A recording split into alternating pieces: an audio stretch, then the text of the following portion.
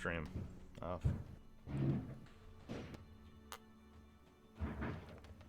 Oh man, trying some new whiskey. Yeah, first sip was good, but now I feel like I'm drinking Fireball. Not smooth, is it? Huh? Okay, I'm good. I don't know. It was some kind of fancy whiskey a friend got me.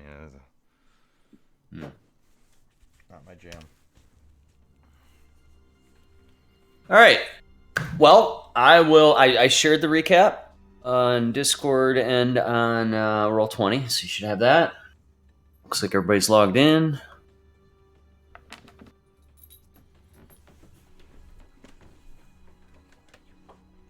Hey, who am I missing on Roll20? I'm getting into it now. Oh, okay. Yep, I was just counting. I knew we had one more. Okay. Cool. All right, so it's been 2 weeks. We're on schedule again. Last session, number 60, I called Demons from Our Past, and the subtitle is Say Yes to the Dress. At the very moment that Spargle lifted the holy symbol of Ravenkind from the soil, they sensed movement around them. The wind started to pick up, and the snowfall thickened into an icy torrent. Visibility grew increasingly worse. Their bones started aching from the cold, as an undead with glowing white eyes emerged from the thick wintry mix, groaning as it approached Spargle. Deckard fired a bolt across the gardens, blasting the white with a fiery spark. The fire seemed to cause severe damage, but the veteran party otherwise noted that non-magical weapons weren't inflicting as much harm. They adjusted their tactics accordingly. One by one, more vicious creatures emerged from all sides of the garden.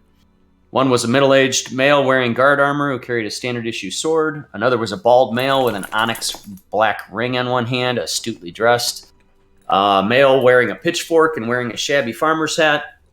A stout female with an angry scowl wearing a dirty apron and wielding a large spoon. A heavy-set male holding a broken jar in one hand. Some of his toenails were missing. And the last, an ancient-looking man constantly searching around for something, a dishcloth hung from his waist. Juniper managed to entangle one of them by summoning vines from the garden that grabbed the creature, while Spargle's fire magic also proved effective. But the whites responded with their various weapons, swords, daggers, axes, and utensils. However, the group's defenses held firm. The dwarves' heavy armor, Spargle's magical shield, and Deckard Nalaric's expertise in combat helped them avoid any serious harm. As Thoradin slashed with Talon, he channeled searing energy into well-placed strikes. Deckard scried into the past of the one who was outfitted as a guard, and learned that he was once a good person, a protector of others in his living years, nearly a century ago. Ragnar interrupted the moment as he cut one in half with Shatterspike, while Van Richten encouraged the group to fight on while slashing with his silvered sword. At that moment, another one emerged from the garden and wrapped its arms around Ragnar's neck as death magic eroded his life force. Juniper, seeing this, called down an enormous lunar blast from the sky. A bright beam of moonlight melted the flesh from the white, nearly disintegrating it. Alaric's blood tendrils lashed out and finished it off while he slashed at another with Hornguard, Vladimir's ancient greatsword. Spargle tossed a handful of rocks into the air and with a quick gesture, animated the projectiles. They whizzed around the battlefield, tearing their enemies apart. Finally, Juniper's beam glided across the field with a flick of her wrist, destroying the remaining whites. Only the sound of whipping wind remained in the garden when Esmeralda showed up, just as the last one fell. Van Richten rolled his eyes at her. They examined the onyx ring and the holy symbol of Ravenkind further. Ragnar took the ring and carefully stowed it away, a bit suspicious of it, but noting its value. It was clear to Spargle that the holy symbol was something that Thoradin might better understand. It seemed to be a holy relic of some nature with powerful divine attachments, so he handed it to the dwarf. Later that night, cold and banged up from the skirmish, the party returned to the village of Kresk. They imposed on the Baron to crash for the night. There are no inns in Kresk. The Baron obliged, but since it was the middle of the night, he asked that they quietly find a place to rest in his living room and that his wife would make breakfast in a few hours. Then they could explain the situation over a hot meal. Fuzzy little Juniper suggested that they all cuddle up for warmth, as her clan often did to survive the brutal Barovian winters. But right on cue, the rich sound of flatulence trumpeted from Thoradin and ended that idea. Spargle dragged his bedroll to the other side of the room.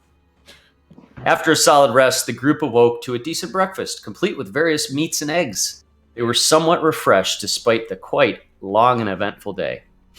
They told Baron about their meeting with the abbot. He was a little uneasy to learn what was going on up there, and the Baroness was particularly disturbed by Thoradin's graphic descriptions of the mongrel folk. The Baron asked that the group not spread this news around town, as it could cause unnecessary panic.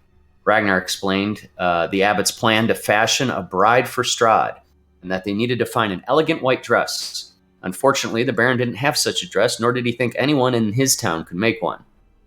Ragnar asked the Baron what he knew of the Amber Temple and Solanka Pass. He didn't have much to share, but recommended cold weather gear because a trek up the Balanok Mountains would be treacherous and quite frigid. The Baron said that the pass goes over Luna Lake, which is well to the south. He also heard rumors of some strange tribesmen inhabiting those mountains. The townsfolk took care of their horses and provided warm cloaks and other equipment that they could muster. Deckard suggested they check in at the Wizard of Wines, as it was along the route. So they loaded up in Esmeralda's wagon and headed towards the winery, arriving there in the late morning. The winery was bustling, and the operation seemed to be in full swing. Davian Mardukov was glad to see his friends and saviors of the winery. They explained all they learned about Kresk and the abbot's plans. Thoradin asked about Nathaniel Swift, who was curiously still missing.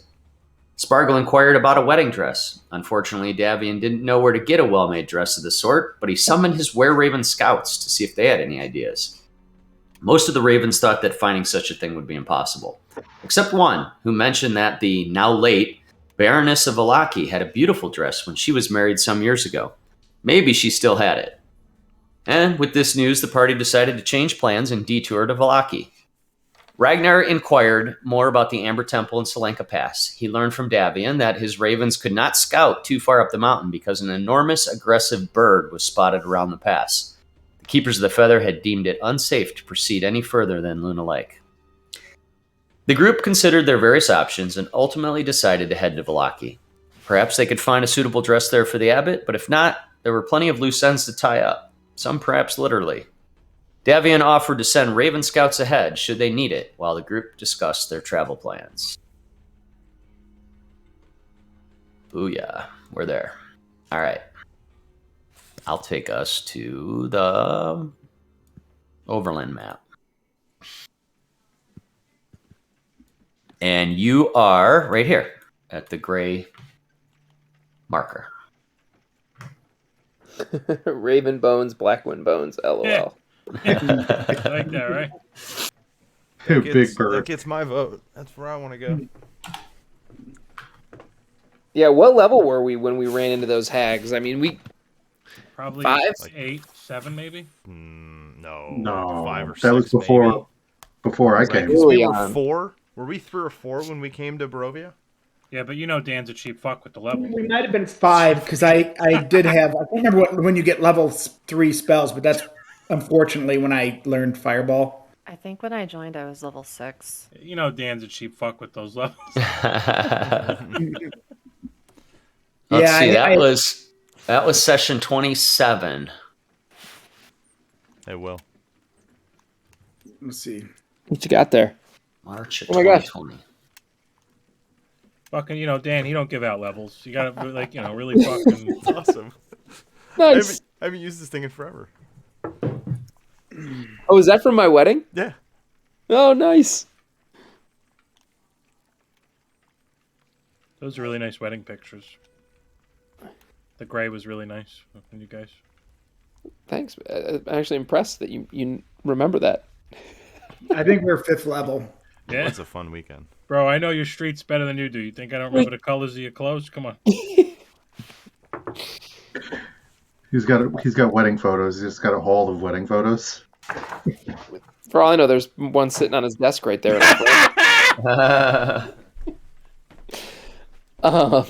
So, well, fellas, are we heading to? I think we got some unfinished business in Vallaki. What time is it of the day? Is it? It's about 11 a.m. Do we want to stroll in during the day? Do we want to sneak in at night? What do you? I don't know how warmly we're going to be received. We want to go at nighttime. They aren't. Stealth it, right? I don't know that they're too. I'm trying to remember. How did we leave that place? Were we? We were on good terms, weren't we? Flaming, burning death. No, they hate us now. We're like. Then I thought someone told us. I thought that we're like That they were. Public enemy number one. Well, we thing. left on good terms, but then the city, the atmosphere Yeah. changed, and I think we're public enemy number one now. I think we sneak in under darkness and cause a little mischief. I like Deckard's idea. Let's do it. All Hey, right. Matt, just a little side thing I forgot about. Can you make a Yes. religion or arcana check? Hell yeah. Your brother. choice. So what this will tell you, out of character, is when the abbot was explaining that he could bring people back to life and all that, and he kind of showed you, you may have been able to glean the abilities that he was using. Well, I rolled a 9, and that's with a +6, so So fuck me. so scratch that. I didn't. yep. That's so Thornton was drunk Thornton when just he got starts it. drawing finger paintings and taking shots of alcohol and doesn't know what's Smelling going shit on. and drinking beer, and he didn't Yeah. really know what was going on. So you gleaned nothing. Correct. Yeah. What a fucking asshole. I mean, really. You guys have done this a couple times back and forth. Like, you know this route fairly well, and you think it'll be about 10 hours worth of travel from the winery to Valaki, going the normal route that you go.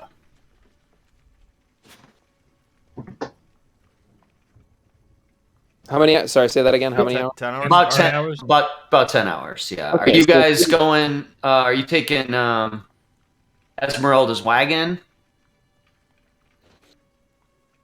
Well, I Yeah, want well, to ask them if they know a way we could sneak in. Oh, yeah, Deckard, he's the... No, Esmeralda and Oh. Rictavio.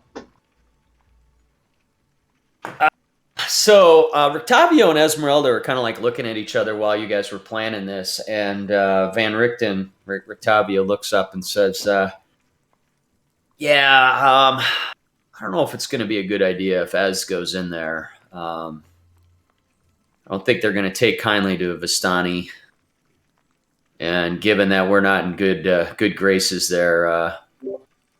I'm not going to recommend. I'm not going to go in there with her if she does. It's either her or me, and I think I'm the safer one to sneak in. But I'm going to need a disguise.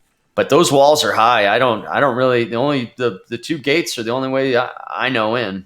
How high are the walls? They were like really tall, like wood. Whatever you call those, like Palisades? palisades. Yeah. All around the place. That was kind of the big deal about this place, is how like sort of secured it is from the outside. Hey, Suri. Are they? What's a palisade? Okay. 15. Oh. They're 15 high foot walls. Well, 15 high. Oh, Okay. you don't Yeah. know the Indian So- guy? Are they They're like- stone? they're vertical logs held together with ropes and mortar for the most part. Unfortunately, I don't have any. I mean, if it was, it would be better off for me if it was stone. I could actually shape it into a tunnel or something for us. I could shape a door into it, but it doesn't really work for wood. Can't one of you turn invisible? Yeah, What if one of you turns into a bird and carries the other one in invisible, drops him in, creates a distraction? Yeah, what? Oh, yeah, we could. Well, how high can Dan? How high can? What determines how high you jump? Strength. Strength or athletic, yeah.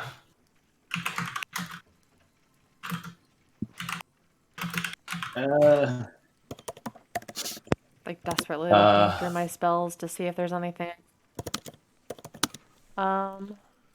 Yeah, maybe we could do the bird invisible plan. Who's lighter? Juniper or Spargo? You never ask a lady her weight. Can I pick the both of them up to determine that? One in each. I do not consent. You got to get consent. thinking that once we're inside, we like try to get the gate open. The two of us. This is Sparkle, I this think is you Barovia. could, There's no consent here. 3 plus. Yeah, you just die. Yeah, you I just think do you could whatever. light a fire in the middle of town and create a big distraction, and we could slip in. Ooh. That's a good idea. Say that again. I think Sparkle drops in.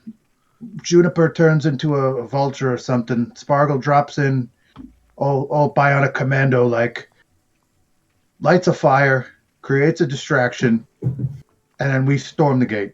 Well, that sounds like a lot of fun. I'll try. You got any of that combustion oil left, Sparkle? I do have some combustor oil. Because if you What would don't, it I take can for us pull to make some a ladder? from my arse.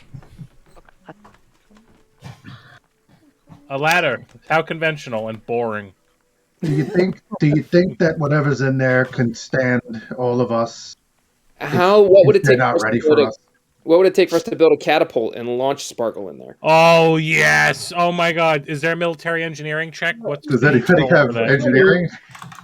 I could actually, like, in a way, teleport 2 of you in there too.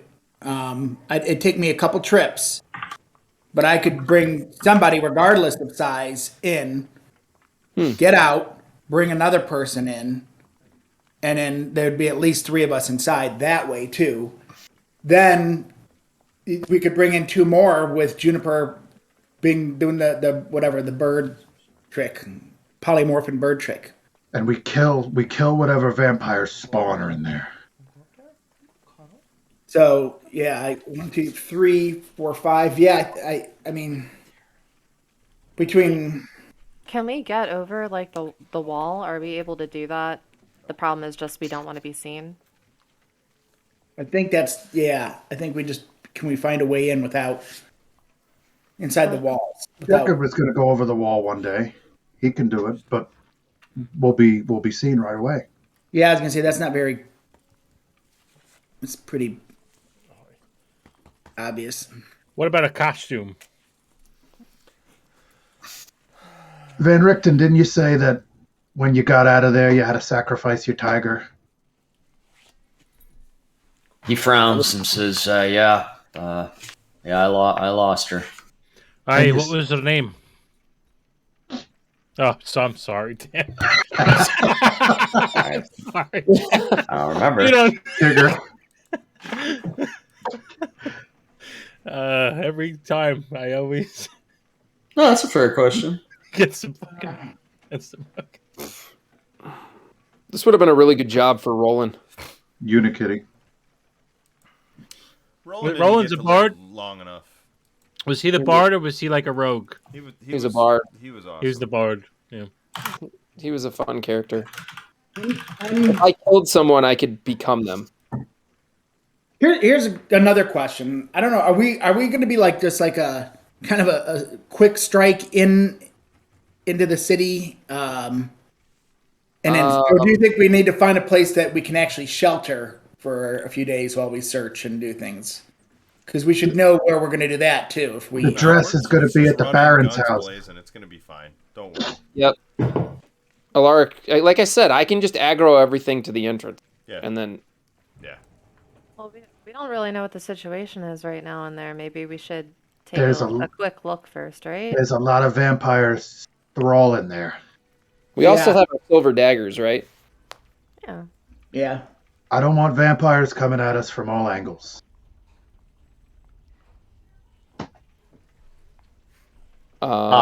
Thoradin Van Richten says, the tiger was loyal, but I didn't name her. She was a tool.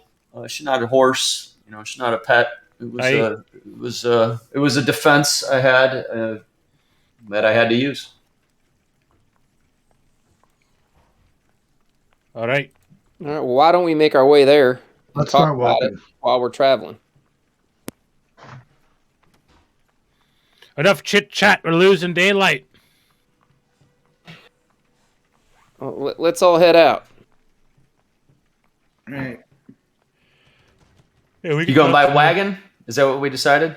Yeah, You we'll guys are take. gonna- We'll take the shaggin' wagon. So Esmeralda's going to stay back here. her and Van Richten keep talking, and she says, "No, I think I'll. You guys are interested in this Vasily fellow, right? Yes.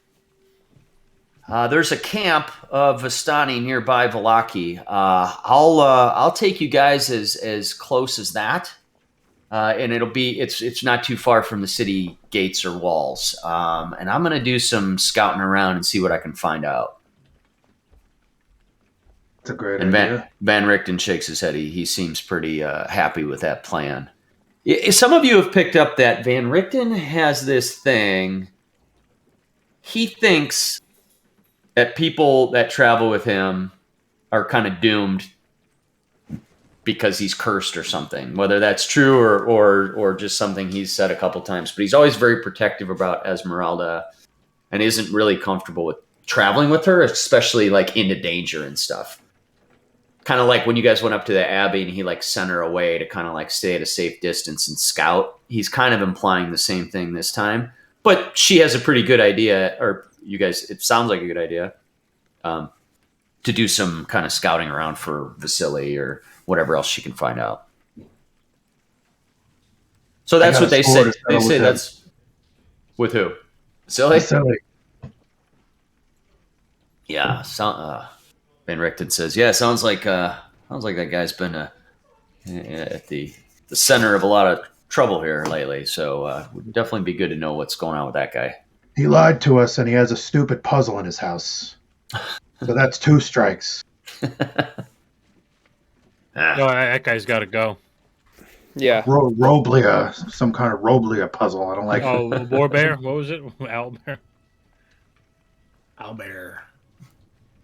So Esmeralda, kicks the wagon into gear. Whoever wants to walk alongside can, and others can crawl up in. It's a pretty nice, well-made wagon, and it moves along the road pretty well. The road, it's late morning.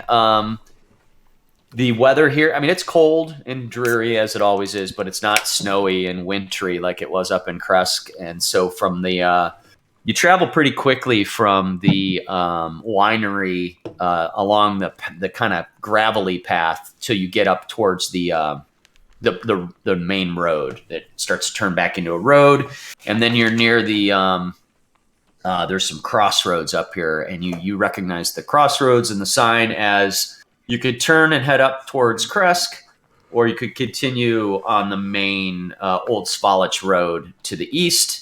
Which will take you eventually towards Argynvost Hold if you wanted to spin off of there. There's the path up to Van Richten's Tower to the north. But if you keep going, it'll be a few more hours, 5-6 more hours, and you'll hit Valaki. So you guys keep in that direction? Yeah, let's keep it moving. Yep. Sometime around midday, the road, you start to cut through forest. So even though it should be as bright as it could be in a given day,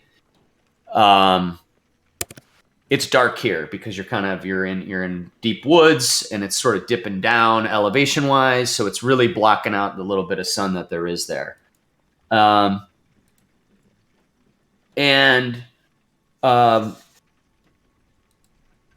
Deckard, you pick up on a scent for a quick second, and then before you even have a chance to say anything, the rest of the group starts hearing a number of wolves howling. Oh, jeez. But Deckard, make a perception check. Perception. Is this smell? No, this is based on sound, what you're hearing. Okay, so I get advantage. Good. Hearing or smell? Cool. So 12 or... Nope. We'll go with 12. From the sound of it,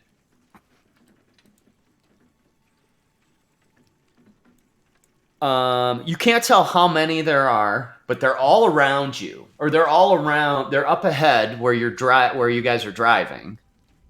Okay. Where you're heading with the wagon. but like kind of in the woods all around, not concentrated in one area. So you're picking up these howls all over the place. There could be a dozen or more of these howls, and that's all you know. Okay. What direction is Kirill in right now? Where do I sense? So you still have that rolling? Mm-hmm. Let me see how that spell works so I tell you the right thing. I just know his direction. I don't know how close. I just know his direction. So it's in the actually in the opposite direction of where the howls are coming from. So they're kind of like northeast towards on your way towards Valaki. You're picking these up more like northwest, almost due west, where you're sensing Kirill. Well, fellas, we got some company. I'm smelling a little bit of wolf. So you guys can do whatever you want. I will give you, as a group, an option to avoid them, should that be what you want to do. I mean, you can turn back, you can run right into them and fight them, you can go hunt them down, you can do whatever you want. But if you choose to, say, go around them or do something creative, we can do a skill challenge. So so for that, I would say you guys come up with a plan. Up to three of you can be a part of that plan, and we'll do some skill checks and see how that goes. It's an option. You absolutely don't have to take that option. So this is like, but it is basically if we want to choose to avoid. Yeah, I would say if you guys come up with a pretty good plan that takes advantage of some of your skills and abilities to avoid this pack of whatever they are ahead, we can run it that way. And it's dark. I'm sorry. Go ahead, Punch. Midday. Midday. But it is dark. But isn't it dark around this area? You said It's dark because of how thick the woods are here. Yeah. So just throwing this out there, the holy symbol of Ravenkind has 10 charges. I can expend 5 charges to create a 30-foot light radius around us, and it lasts for 10 minutes or until I end the effect. So I could create a little light radius of 30 feet around us, and maybe that would scare the wolves away. Maybe we can implement that into the skill challenge if you guys are interested. Just an idea. You said How how many charges is it going to use? 5 of the 10. So Yeah, 5 of the 10, but I'm the not keen on that. that recharges at daylight for I get 1d6 plus 4 charges back at dawn. Okay. I thought it was like. I don't think that's once in going a to be while, as, okay. sorry, Lark. I don't think that's going to be as effective against werewolves, but I do think it's going to be huge if there's a bunch of vampires in Valaki, and I think we're going Yes. to need Yeah, I that to agree. save our ass. What if we all arm ourselves with fire and ring ourselves in fire? Do we have any meat? Um, Do we have any? Thoradin is curious about that as well. Thoradin- Did any of you take leftovers from Kresk? Can you summon smells? Can't you do illusions, Sparkle? How close? Yeah, I can. Like create the scent of food and meat or something? Let me Maybe. think here. How close are we to these wolves right now, Dan? Like, They're all around us. Will, what did you roll for your perception? Like 12? 12. Down your image. I mean, they're like 200 feet or like a mile away. Within about 1,000 feet away, probably. Quarter mile, let's say. Okay. Deckard, it not smell. I can only do sound or image, and I think they'd be smarter if they see steak without a smell. These probably pretty tuned in. Well, did you probably are pretty tuned into your nose, right? Mm-hmm. Jennifer can do some sort of entangling thing. Just a moment to find it, but maybe she could do that, and you guys could create fire. And Deckard, you have a bow, right? Maybe you can shoot fiery arrows at them while they're entangled around on the ground. Ooh, fiery arrows. I'll stand with Deckard and keep him supplied with fire while he's shooting them. Okay.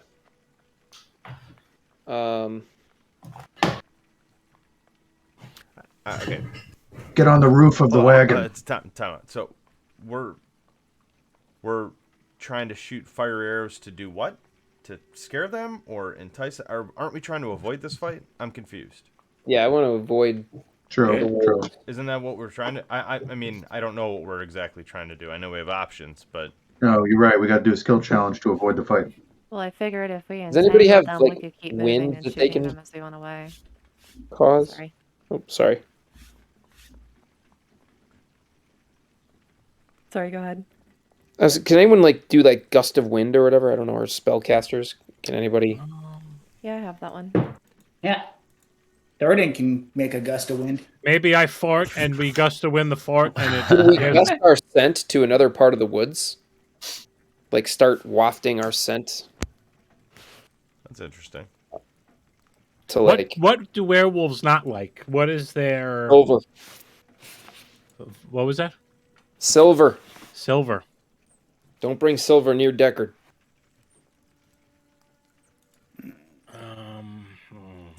Does silver have a smell? Can werewolves smell silver? That's a good question. What the fuck am I talking about? Or we could just kill the wolves.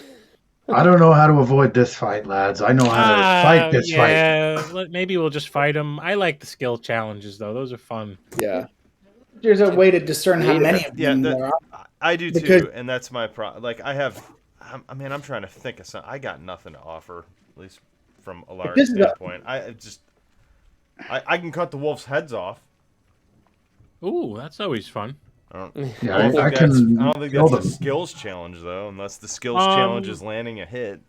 Do I have Thunderous Smite anymore? Oh no, I got rid of that. How would you all feel about lighting the woods on fire? Oh my god! All right, easy there. I think- Juniper is Juniper very would much love that. against that. Smokey the Bear's against that as well. No, a fire. Listen, a firewall that they can't approach.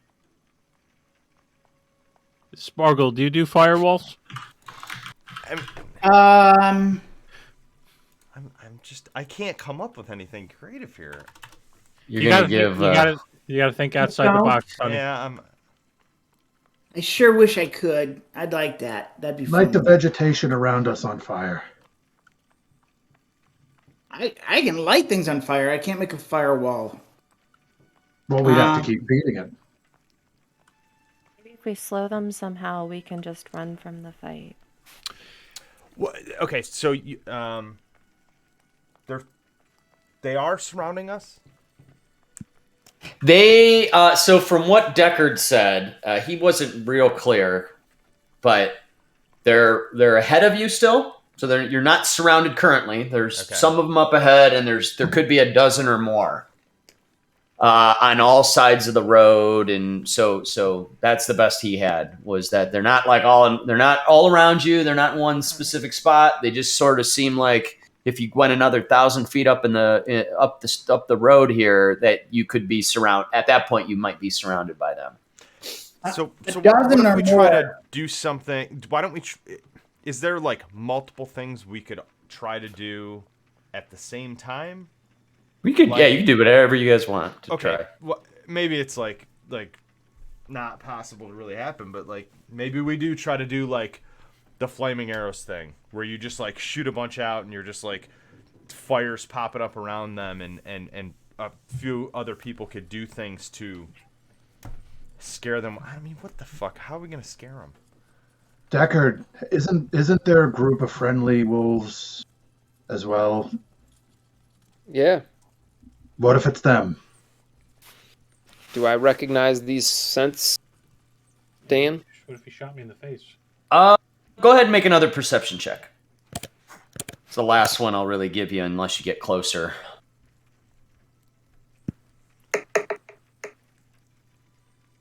Nine. You're not sure. Yeah. It's real windy here and stuff, so you're only picking up the scents, you know, kind of. You're not able to really get a full whiff. They beat us up pretty good. I'm not gonna lie. When we were in that, remember when we were in that tower That was a pretty tough fight. I don't know. I remember we had some people that were down and up even, I'm going to say, in that fight. Now, if we have half a dozen more or even more so of the pack, that could get pretty dangerous. Can Juniper use her gust of wind to maybe throw the scent off? Maybe her gust of wind can make our scent travel and throw them off. What if we use that with one of Thoradin's farts and just disgust them so much that they stop for a moment?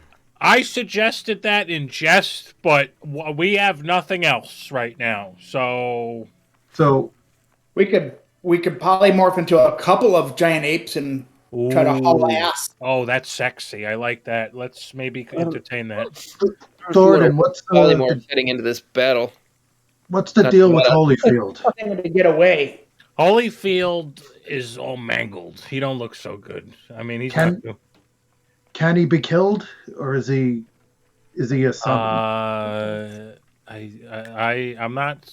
So out of character, we're going to talk about this, but in character, I'm not crazy about this. I'm just going to be honest. What if one thing I could do, Deckard, is run into the woods and distract them, and try and outrun them, while you guys move on. What's that? That's a lot of risk on you. If the steed dies that I summon, like it just dies. Like I could just summon a new one.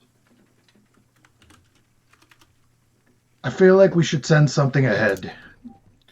Yeah, I agree. See but I don't want to send our horses.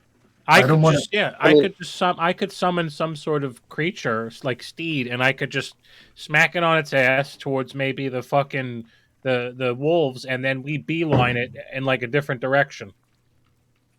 And maybe we light it on fire too. I don't know. Why don't we get the fire involved?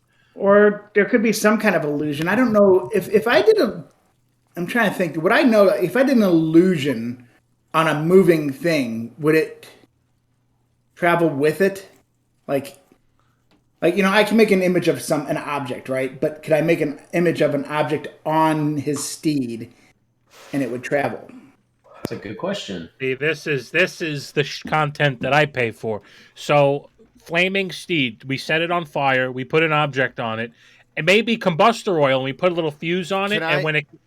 Can I be the object on it?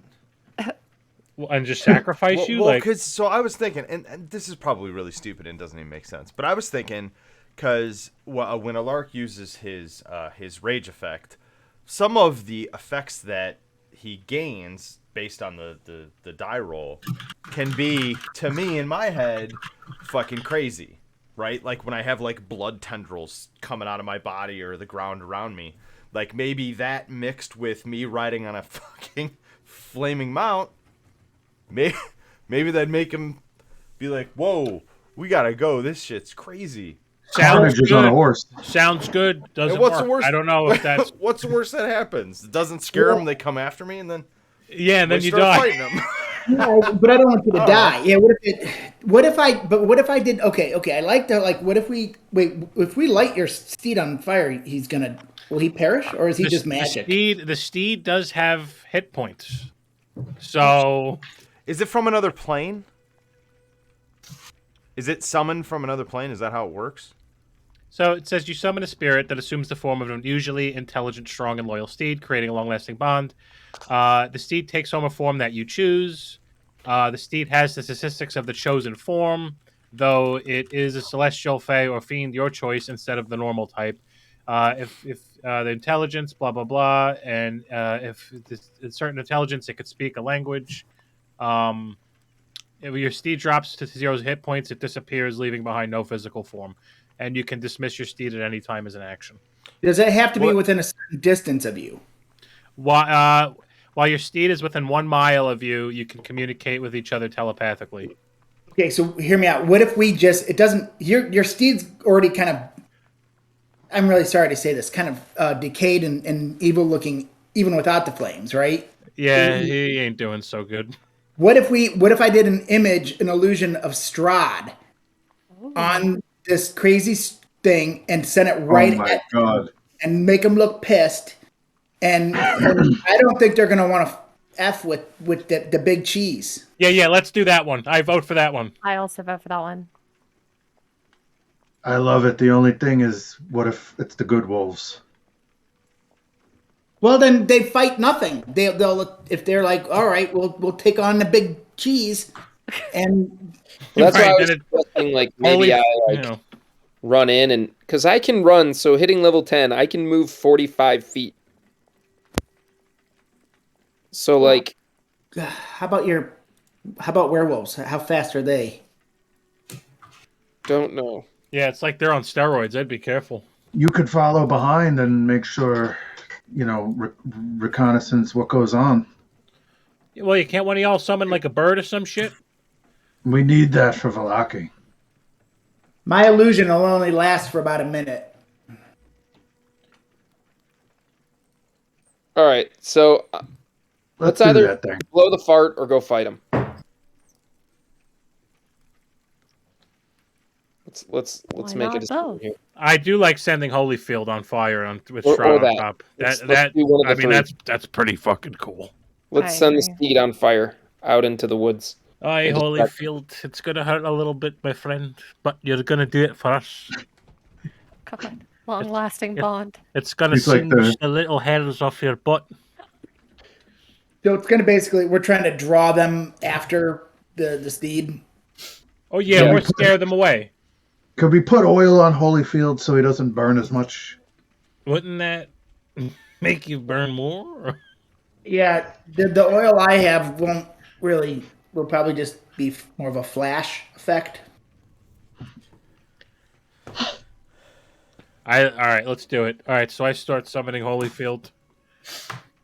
I'll park a Strahd on it just in case and try to hold it as long as I can. If he gets there within a minute or they intercept within a minute, then whatever. It doesn't hurt. If not, it's still a charging horse. Okay, so walk me through this. So step by step. So Thoradin, you do what? So I go towards the wagon and I have a little moment of silence to myself, and I realize what this plan involves. So I summon Holyfield, which takes about 10 minutes. Okay.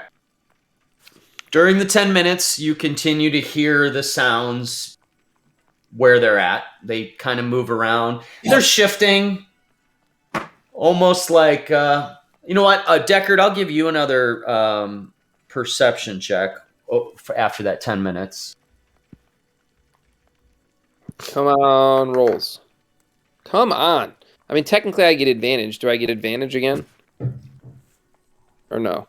Let's not on this one, just because this was just sort of like somewhere between passive perception and regular. Okay, so but Thoradin says his prayer, whatever he says, and Holyfield materializes right in the middle of the road, right in front of you, Thoradin, and looks kind of as he did before. He's a pretty hardy war ram, but looks somewhat like he was dug out of the ground and had been dead for a couple weeks. But he looks fine and actually establishes a bit of a mental connection to you, a little bit of a greeting, let's say, telepathically. Happy to see you again. Yeah, so I touch my head to his, and I basically telepathically tell him, I need you to sacrifice yourself, and it's going to hurt. But I promise this isn't the end. You will come back. I will summon you again. I will see you again. And Tyr would be very proud of you for your sacrifice. It won't be in vain, and I will always remember you. But you will be back. And he communicates back. He says, "Oh yeah, whatever I can do for you, I trust you." Did you think you would be voicing a war ram tonight when you were prepping the session? Did not anywhere in my notes. Do not have a dialogue of war rams. But yeah, he says I understand. That's what I'm here for. I know you wouldn't put me into harm's way intentionally if it. Even though that's literally what you're doing, but But Holyfield's there, and he is summoned. all right, Now what? light him up. I don't know who's next. So I walk Holyfield over to the group and I say, all right, she's ready. Even though it's a he, he's ready, lads. And then Holyfield just goes, and River wants, Hey, good dog. I wouldn't use you as a decoy for dire wolves. Oh wow, yeah, there it is. There you go. So I say, let's get Strahd up on top of him, lads. Okay. And while you're doing that, I'm brushing him. You get him going. I want to get as much distance as we can with him. So send him packing, and before he gets out of range, I'm gonna cast a image of Strahd on him. I want to just get as much distance towards that pack as possible. Okay. All right. So you're sending Holyfield towards the sounds of the wolves. Spargle, you've cast an illusion of Strahd riding on the top of this war ram. Yep. Okay, so that works. So your illusion. So everybody kind of is startled for a moment as Strahd looks to materialize on top of this mount. Now, I think are you using minor illusion? Yeah. 5 foot, right? Yeah. So he's like a little mini Strahd. Just do the top half. They won't. Whatever. Yeah, you could put a blanket over there. He's just like, he's just from the waist up Strahd. Yeah. Hey guys, it's me, Strahd. I'm gonna call my child Mini Strahd. She just yells at me all day. They're like, hey guys, didn't you think he'd be a little bit more imposing? This looks like one from Wish. Dan, I would like to put Shield of Faith on Holyfield. That way, at least if he takes some hits, it'll buy us some time. Maybe he dodges a couple of slashes and gashes, whatever the fuck. Good call. Okay. And I suggest maybe to the group that we buff the hell out of this thing. With, somewhat, a little bit. Not burning all of our spell slots, but... Just out of curiosity, Dan, does Strahd look familiar at all to Juniper? I'm trying to remember now. This isn't the first time you've seen Strahd, right? I can't actually remember. Winter Splinter. I thought at Winter Splinter he was there, so you might have remembered him from that. He showed up at the end of that. Yes, right. But otherwise, he looks the way Spargle created him as an illusion. He looks like the Strahd that you've seen a couple times, but you don't. I don't think you find him familiar anywhere else. Okay. He looks like the toy Strahd that we found in that bedroom. So Holyfield's standing in the road and now has this illusion of Strahd. We got to send him back. The more you guys stand around it, you kind of the illusion starts to lose its impact on you guys. I mean, some of you were a little shocked at for a split second, but now it's very clear that it's an illusion and just sort of sitting there. And then, so what's the plan?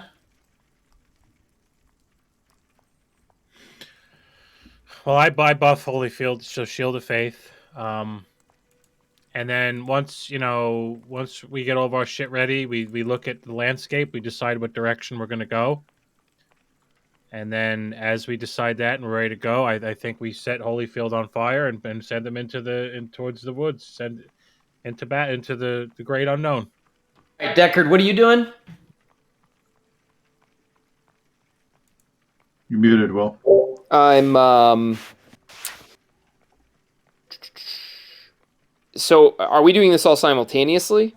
Like, I didn't know if, because I could.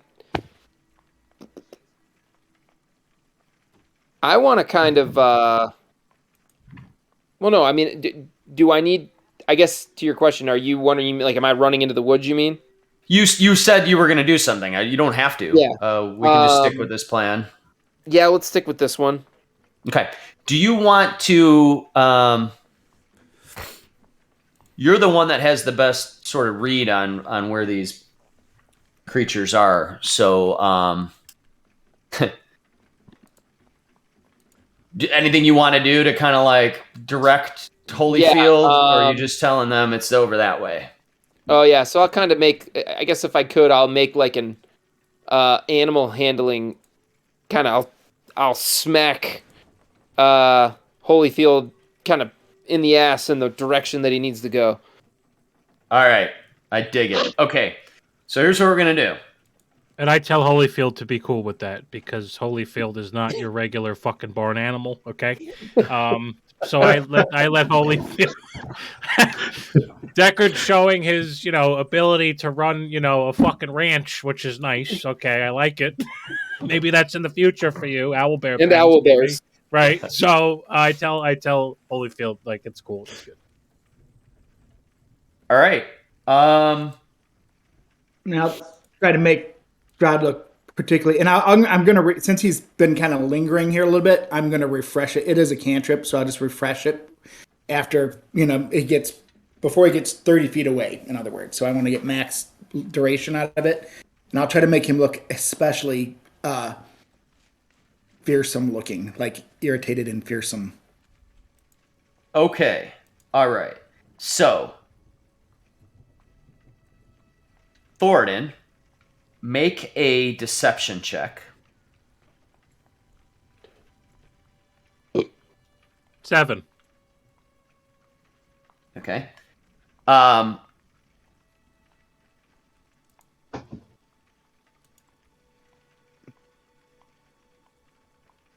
Spargle, make an Arcana check. Ugh.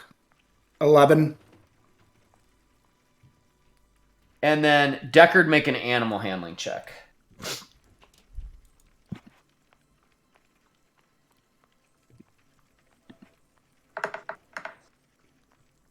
16 for me. Okay. All right. So, all right. So you guys summon Holyfield. As it's kind of running away, Deckard's looking, and he's sort of like he's guiding Holyfield a little bit, kind of like pointing him in the right direction of where the sounds are coming from. Spargle kind of touches up his minor illusion, and so the image of Strahd sort of leans over into sort of a riding pose with a scowl on his face. And then Deckard sort of lightly taps Holyfield on the backside as he goes running into the woods. But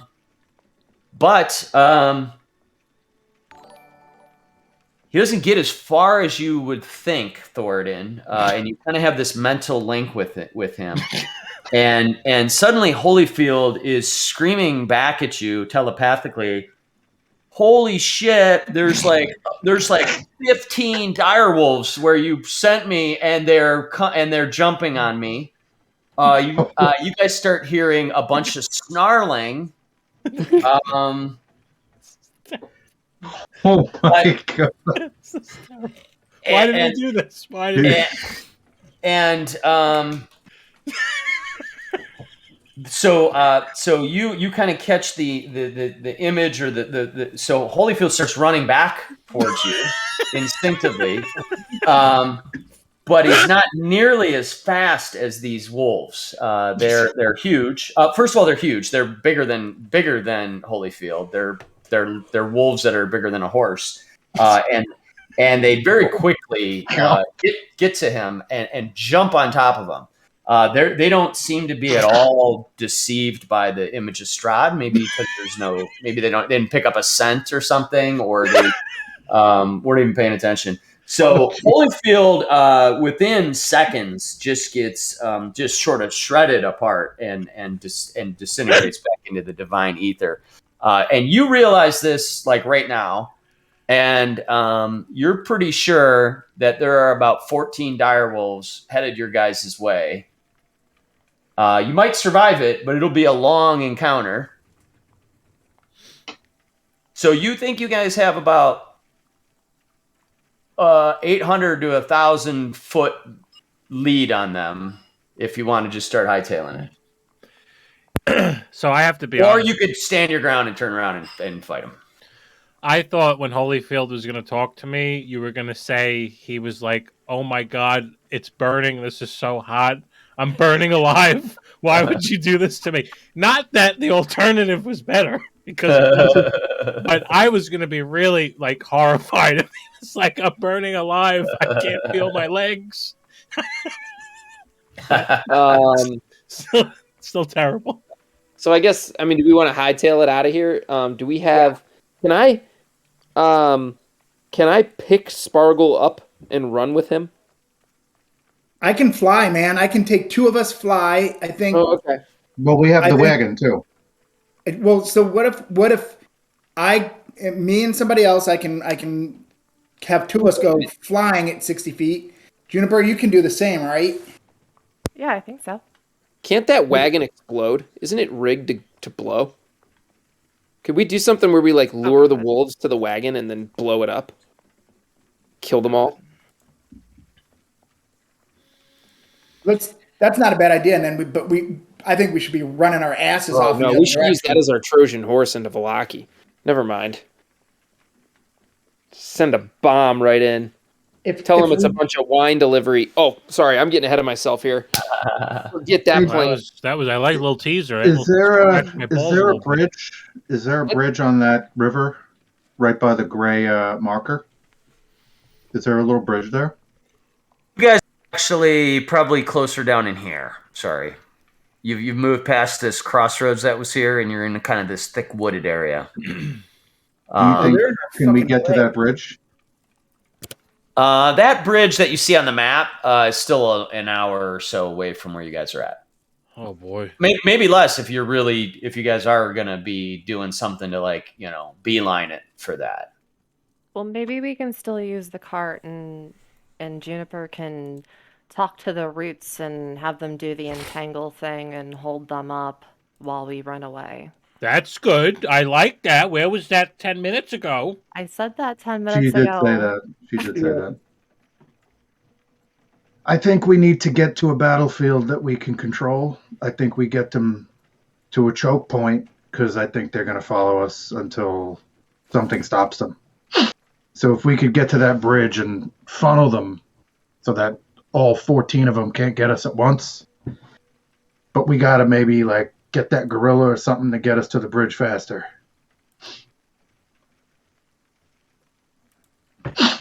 That's what I think. If we can get them in some area very tight, I could trap them. I don't have a firewall, but I do have another type of wall that I can create, even to a dome. But they'd have to be within a tight radius of each other. Let's book it. Let's try and hightail it out of here and see if we can get away from them. Okay. But should we do how many we have a cart with a horse, right? And then you're on a separate horse. That's it, right? No, I don't have my horse. You don't have your horse. That's at Kresk. Oh, So you guys are on foot, and the littler people are on the wagon. You guys can all travel at about 40 feet per second. If you're running, most of the people that are running, or the cart going full steam, about 40 feet per second. You can run fast, right? Is there anybody else that's really fast? I can summon him. Oh, never mind. I'm fast. I'm very fast. You are? Can use tree stride. I mean, it's what my wife said. Can you summon Ents into we could walk on them? I'm sorry, what? Can you summon like treants? No, but I can summon woodland creatures, so I can summon horses for all of us or other things that can Like a run us out gazelle of or some here. shit? Yeah, Spiders. hook it up to the cart. Spiders? I mean, we could do spiders. We could do horses. Battle spiders? Oh God. We could do pigs. Battle pigs! Battle pigs. That's what I want. But yeah, that's an option if we wanted to do that. And should we light them on fire or?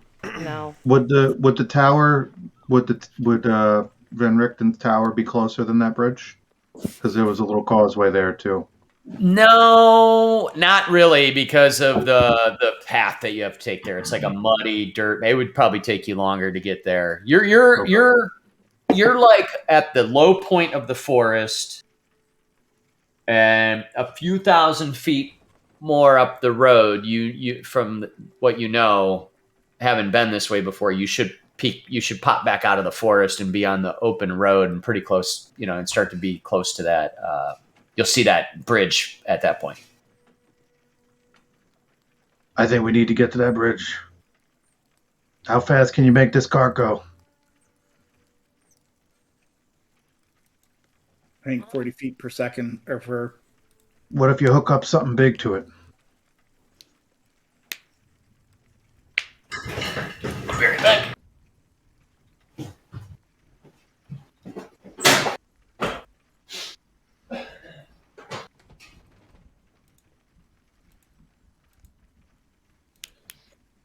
Man, Holyfield melted quick, huh? That's so bad. Yeah, so much of our plan. Honestly, I about lost my shit when like Holyfield's last words began with "holy shit." Holy shit, I'm burning alive. I can't feel my legs. Why did I agree to this? This is the worst thing ever. I was in tears. It was good. Did you guys see what not? I'm just really relieved that he didn't die in flame. Like he died from the werewolves, not the fire. From the biting? So they're not werewolves, they're dire wolves, I guess. Oh, dire wolves. Yeah, dire wolves. I don't know if that's better or worse, to be honest with you. I know nothing about it. We fought them both at the tower. Oh, we did, didn't we? They were dire wolves there too, weren't they? Yep. Okay, let's. All right, so I guess let's just haul ass. Juniper, do we want to do the? I mean, we could get a little bit more distance by having some people fly. Deckard is like looking like he's about to take off sprinting. Okay. Can you summon Donkey Kong and we could just jump on him? Anybody else? Is there anybody who's slow? I can speed myself up with somebody else. I'm pretty slow. Deckard literally starts taking off down the path. And you guys start hearing the howling, so this is we need to make a decision and go because they're coming. Deckard takes off down the path. I tap Ragnar and I cast fly because I'm pretty slow and he's probably pretty slow. And then now you have the ability to move 60 feet per second. And I haul ass in the direction that Deckard took off. Which way are you going, Deckard? Are you going towards that bridge then? Yeah, I'm going towards Valaki. Okay. Deckard, you move how quick? 45. 45, okay. So Juniper, Alaric, what's up? Wait a minute. What are you guys doing? One second. Hold on. I'll be a few feet behind Deckard. The bridge, isn't the bridge by Valaki where, isn't that going towards the wolves? If we go to the bridge by Valaki? Because I was talking about the bridge by Kresk. If we head to the bridge by Valaki, aren't we heading right into the wolves' faces? So now the way it's working is let's see. Let me kind of shrink this up. Holyfield and these wolves are like in these trees here. Okay. And you're like here. Okay. So Holyfield went deep into the woods. That's kind of where you heard him. You kind of heard him on both sides. So maybe there's some wolves on the other side, but yeah, it's sort of like you guys are sort of intersecting towards the bridge. I suppose. I understand. Sorry about that. I didn't explain it well enough, but yeah, that's it. So Juniper, Thoradin. So Deckard takes off. He's running down the road towards the bridge. Spargle casts a spell, touches Ragnar as both of their feet lift off the ground, and they actually go zooming past Deckard. As though three of them are just tearing down the road. What are the other three doing? As a large creature, how much can I carry? I think one size lower than you won't impede your run speed. Okay, so I can carry one person. You could carry yeah.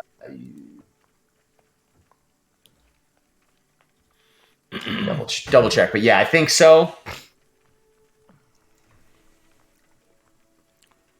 Yeah, I'll say that.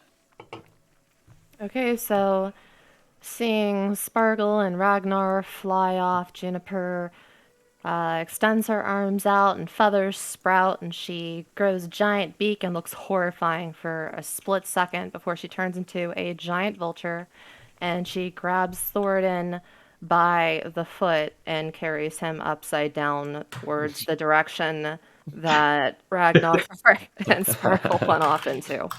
Anything that he has in his pockets, he may want to hold on to. Ah! As they fly over me, Deckard yells, "Thoradin, I can see your ass crack." When can't you learn? All right, so you guys. So Deckard takes off. Spargle and Ragnar start flying. Juniper transforms into this giant vulture and grabs Thoradin, and he's dangling upside down. She also catches up pretty quickly to Deckard. And you guys are making really good time towards the bridge. Alaric, you're huffing and puffing behind, running as fast as you can, but they're kind of outpacing you a little bit. Make an athletics check as you're sort of athletics or acrobatics, whatever you want, as you're sort of trying to navigate some difficult terrain and. So you hear these wolves now, like kind of converge behind you. Mm-hmm. Like you heard them like in the distance on both sides, and as you're running and you're watching your team kind of get in front of you, you hear them more behind you, and you get to the point where you see the edge of the forest, or the opening where you'd emerge from the forest, and you look back and you do see a good 10 or more snarling giant wolves. I mean, they're huge. They're like bigger than horses, and they are tearing down the road. Some of them are knocking down small trees. They're slamming into each other. It's like a scene out of Lion King or something, you know? There's just like all these beasts just like viciously chasing you down. Running as a pack. Do you want to do anything or just keep running? Can I do something? Keep running. You can. You're a few hundred feet. You're about 100 feet in front of him at this point. Okay, about 100 feet. How far are the wolves from him then? They're about 100 feet behind him. Okay, I'm gonna let him. I'm gonna pause in the air, and I'm gonna wait for the wolves to get to about 150 feet, and then I'm gonna put a fireball between them and Alaric, and just explode it right in the path that they're running into. Okay. They have to roll a dex check. Is that correct? Yeah. All right. And what do they need to get? Let's see. They need to do and I'm going to cast this as.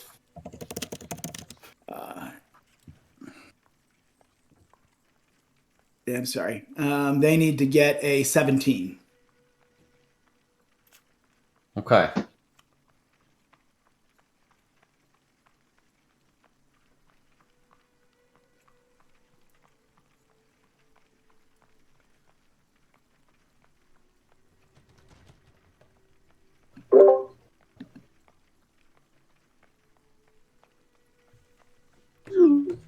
Oh, that's bullshitty. Oh, there we go. All right. Two of the 10 passed. Two that pass take 19, I guess. Yeah. Okay. And the others take 38. So Alaric, you're running, and then they start converging behind you, and you're running faster. You're getting maybe a little bit nervous, and then you see Spargle up ahead just stop and shift, and he's floating in midair as this starts off small but starts to expand. Meteor basically comes flying over your head and lands straight in the middle of the pack.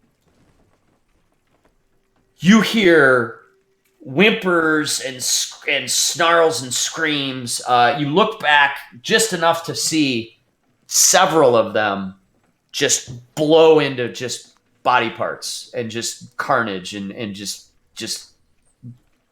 fur and bone and just a big slur just kind of splatter all over the over the street, all over the road. And it only looks like there's a handful more kind of chasing after you, and they slow down because they don't know what the fuck just happened to the whole rest of their pack, and they kind of like are kind of taking a defensive pose and kind of dipping behind some trees and stuff to try to figure out what's going on. Make one more athletics or acrobatics check, whatever you did before.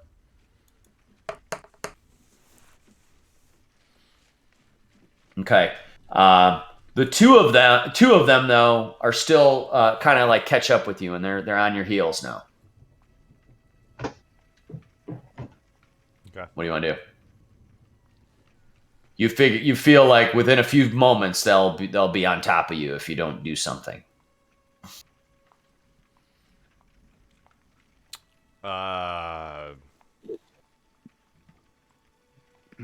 I guess I'll just stop and turn around and get ready to fight. Okay. Anybody else do anything? Does anything indicate that they've caught you? I'll yell. I see you doing that, and I'm closer to you guys. And I'll just yell down. I'll be like, Alaric's gonna fight. So Deckard hears that and stops and looks back. I'll fly over. Yeah, and I'm gonna start heading towards Alaric too.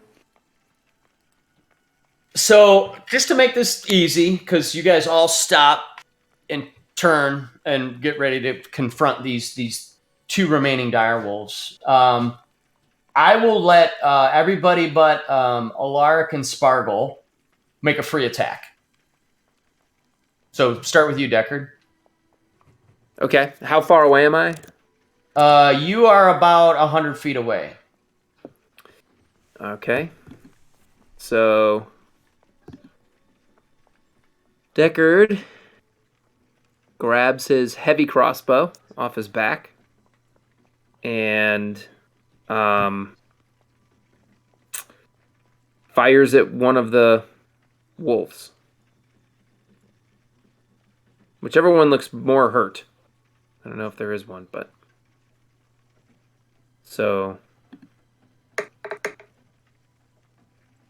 Natural 20. Okay. That hits.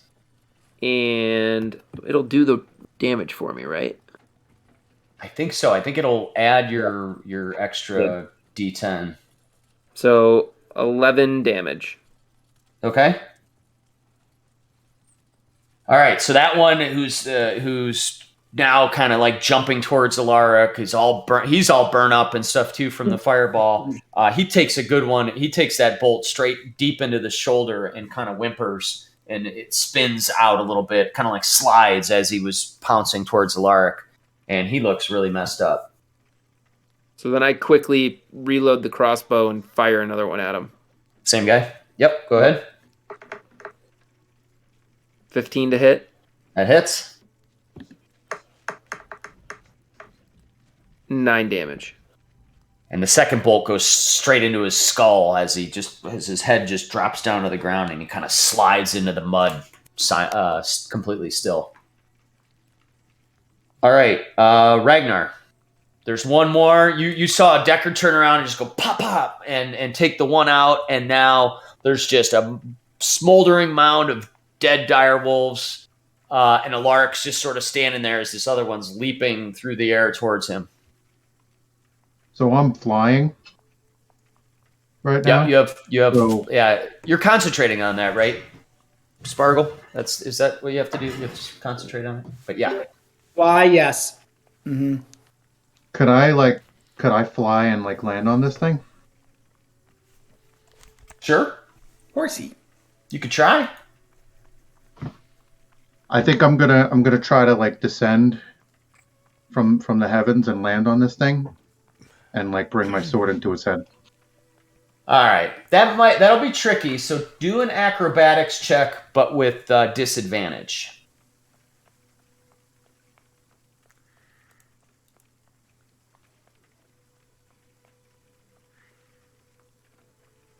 Got to do it twice, right?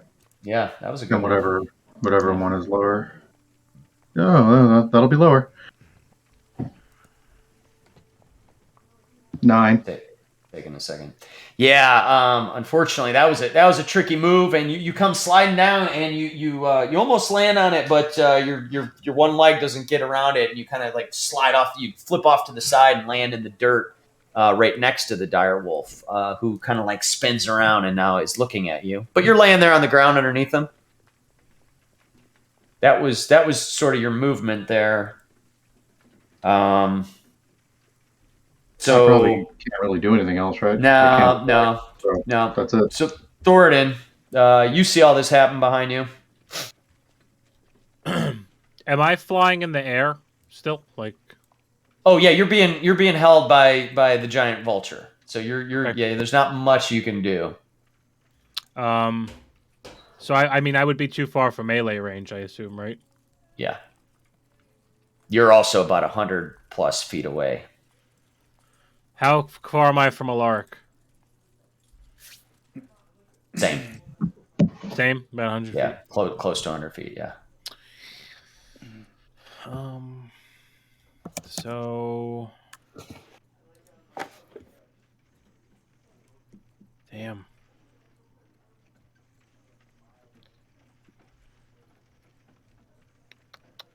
I mean, there's not really anything I can really do. Maybe you can hold until Juniper moves a little bit closer. You can hold. Yeah, you guys can coordinate. You can hold an action. Juniper could like fly you in and have you do something. Well, Juniper has 60 feet of flying, and I'm 100 feet away, so the closest I can get is 40 feet. Yeah, so I would say, You can double move. Junie, get me a little closer. I want to help them out. Amber, you can use your bonus action to do a dash, which would give you a double move. Sure. So she's gonna do that. She's gonna kind of, pivot to the left and fly back towards Alaric and get in close. And I think would she still be able to attack? No. I don't know. I don't think you can if you dash. No, because Not dashing is an action. Yeah, it's an action. Yeah. All right, so she would just fly over, and he would, maybe the last thing that she'd do if she can is like release his foot. Yeah, you're dashing for him, so he's not using an action. Right. So it's an effective dash. So Thoradin, giant vulture spins around, comes flying towards this direwolf that's about to leap on Alaric, and it either Juniper, are you dropping him onto the direwolf or just swinging by it? She wouldn't drop him onto the dire wolf, probably close to behind the dire wolf. If she can do that. Okay. Thoradin, if you want to try to land on your feet behind the direwolf, make a acrobatics check. Can I land next to Alaric, like right adjacent to him? Yep. Okay, acrobatics, you say? Okay. Yep. And then stick talon right up its arse. 20. Nice. You do a little bit of a flip and land right next to Alaric, who like looks over and is a little bit surprised that you just suddenly appeared next to him. And that wolf now is like leaping right at your face, you and Alaric's face. So did that cost me an action or a bonus action? Or that's not that was just that was just sort of like a move, like an interaction, quick little move that you had to do as you were being dumped onto the ground. All right, so I have an idea and I want to talk this out, if I may. Yeah. So I picked a spell called Magic Circle. I don't know if anybody here is familiar with it. But it lasts an hour, and I can create a 10-foot radius, 20-foot tall cylinder of magical energy that's on the ground. And I can choose one of the following types of creatures: celestials, elementals, fae, fiends, or undead. Oh, I guess that's not beasts, right? Yeah, and it takes a minute to cast this one. But it's it's a cool spell, but yeah. All right, so I'm going to shove Talon up this wolf's ass. All right. I'm just going to take a big hack. One-handed. That's a 22. That's a hit. I might use my spell slots to do more damage.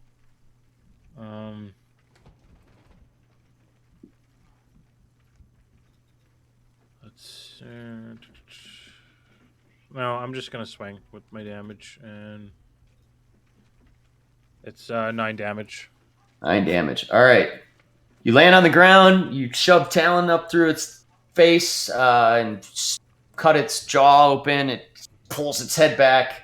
It takes a swing at Alaric. Or is there anything else you were going to do there, Thornton? I do get another attack because of... Oh, yeah. No. Go for your... Yeah, you get a second attack. Sorry. So a 13 and... So a 13 does not hit. All right. Okay. Barely.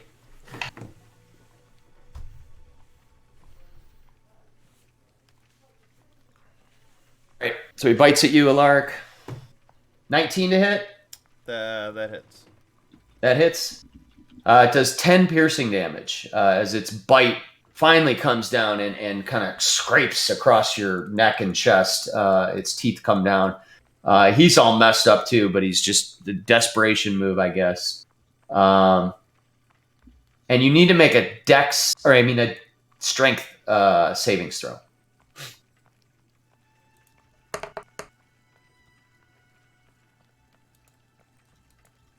So it feels like it's trying to pin you to the ground, but you're just so massive yourself that after this thing bites through your chest, you just kind of swat it to the side. It rolls over onto the ground, and then I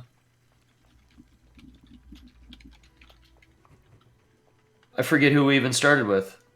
It was my turn, and then Juniper carried me, and I think that was like our 2 turns, me and her. Yeah, I think we're back to Deckard then.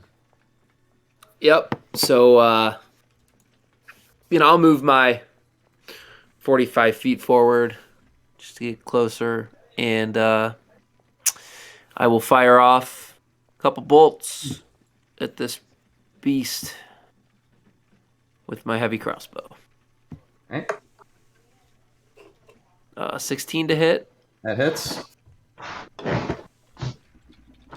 And 10 damage. And that bolt kills it. Oh, cool. So that's the last direwolf. The fireball just decimated most of the pack. And you don't hear any more snarling, howling, anything. And as you turn around, you see the bridge off to the side. And now that you have a moment of quiet, you're like, what the hell was all that? Right where you're standing, you smell fire, not the fire from the fireball. You smell like campfire, almost an incense-like campfire. And a couple of you notice that off the side of the road, right before you would emerge from this thick wood, there's a little path and there's a fire there. and it's lit pretty well. It's not like it's going out. There's a fire that's like roaring, like a campfire. You can go check it out, or you're pretty close to the bridge as well. Deckard sneaks over toward it.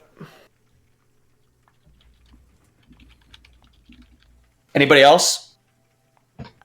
Juniper, as a vulture, has advantage on perception checks that rely on sight or smell.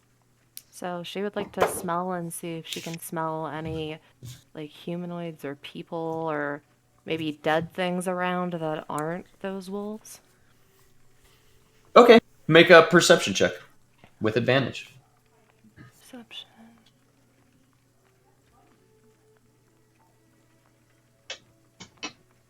Do you feel any like cravings to go after those wolves as your vulture self? They do look delicious. 22. 22. So you smell the burning hair of the wolves. You don't. It's hard to say. I mean, you can't necessarily say like, I want to smell a specific thing. So you're not smelling anything out of the ordinary, but you get a huge. What you smell that almost overpowers your senses is from this fire down the path is like an incense like thick perfumey kind of smell that's coming from the fire itself.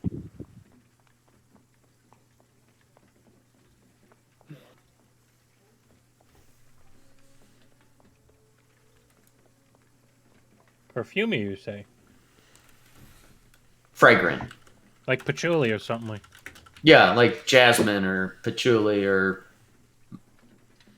Yep. Like something's being cooked or like it's coming from the fire? Hard to say. And how far away is that? You could see the fire from where you're at, so maybe it's 80 feet down a little path there, and the path looks like it's pretty cleared, pretty well matted down.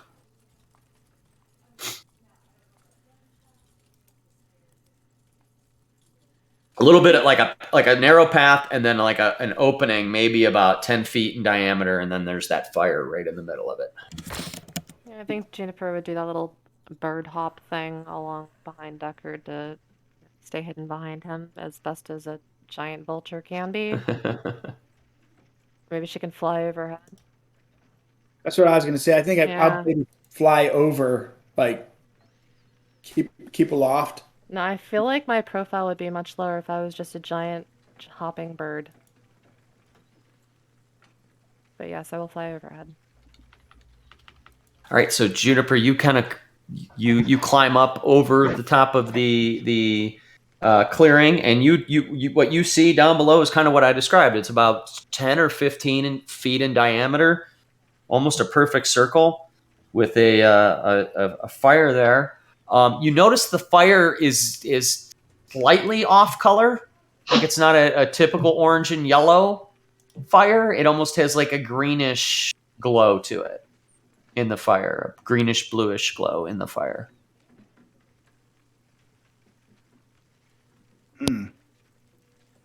Ragnar wants to ask Van Richten if does any of that smell familiar with that fire.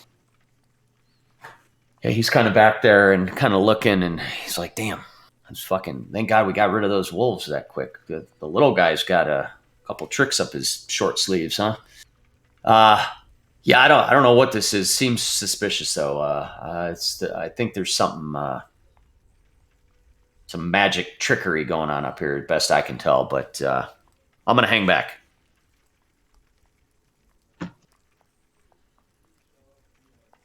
I agree. I don't think we should run in there. I think we should know what it is, but I don't want to run into it.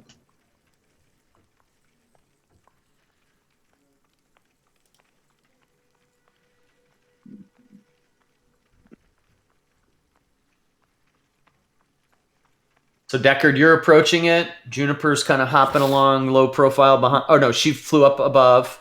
What else? Anybody else doing anything? Anybody going into this area? Skipping it? And the smells like just incense. You said like Yeah, like thick incense, like an old church or something. Even like. I'll kind of follow Juniper and in the air, and then I'm just trying to scan the woods around the fire. It seems like there's nothing at the fire. I'm trying to scan like around it to see if there's anything like ambushed or something. I don't Yeah, that's a good call. Make a perception check. Also, does that green flame, does it seem like magic or something, or does it just seem like perfume? Unnatural, I would say. It doesn't seem like a natural flame. Without doing anything else, you wouldn't. 14. The woods are thick here, but it is getting lighter. It is later, past midday, mid-afternoon now. You don't see anything else in the vicinity. In fact, largely undisturbed forest around it. Not even any paths or anything. Like it was very deliberate or odd that this one path goes to this one clearing. Now, if those were dire werewolves, I wonder if this is where they were hanging out beforehand. Yeah. It doesn't look like there's anything that's been left behind. Like there's no campsite besides the fire, like little scattered items. And the fire itself looks pretty unnatural, which is not. I don't know. Are we close to this yet? Like, am I like close? Yeah, to you're it? getting. If you want to keep getting closer, you can. Yeah, I want to sneak up to. Is it like a small clearing, is it It's about 15 feet in diameter and with a small fire in the middle of it. Yeah, I'm gonna sneak up right to the edge of the clearing and kind of try and stay out of sight and just get a closer look at this fire. You get up to the edge, and that's all you see. You don't see anything else besides the fire itself, and the smell gets stronger as you get closer. Hell with it. Deckard approaches it. Okay. Anybody else? All right, Deckard, make a Constitution save. Uh oh. That's where I click like on the left side, right? Yeah. Under saving throws. 14. So once you get a little bit closer and you catch that first whiff of the smoke, of the scent, the incense-like smell, your vision goes black. And you're in a bit of you feel like, your vision goes black and you kind of almost feel like you can't feel your body and everything, almost like you go into a bit of a trance and you're just a few feet from the edge of the fire. The others see this happen. You have like a quick moment to react if you want. Like, can I still move? Nope, not yet. Oh. I'm just saying, so whoever's like nearest to you sees you do that and just has a moment to react if they want.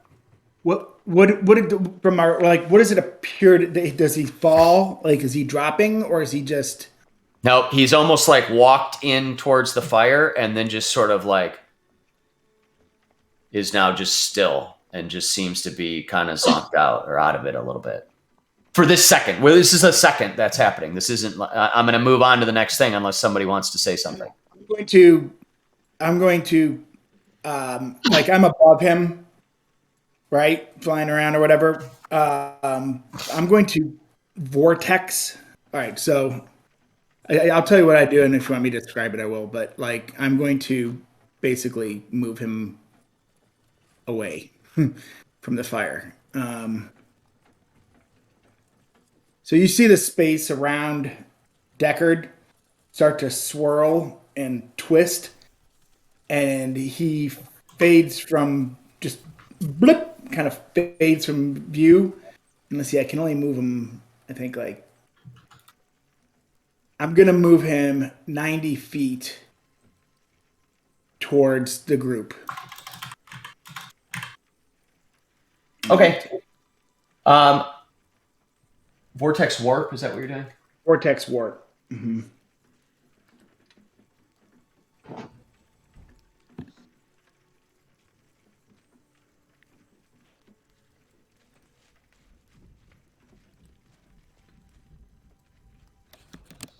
Will,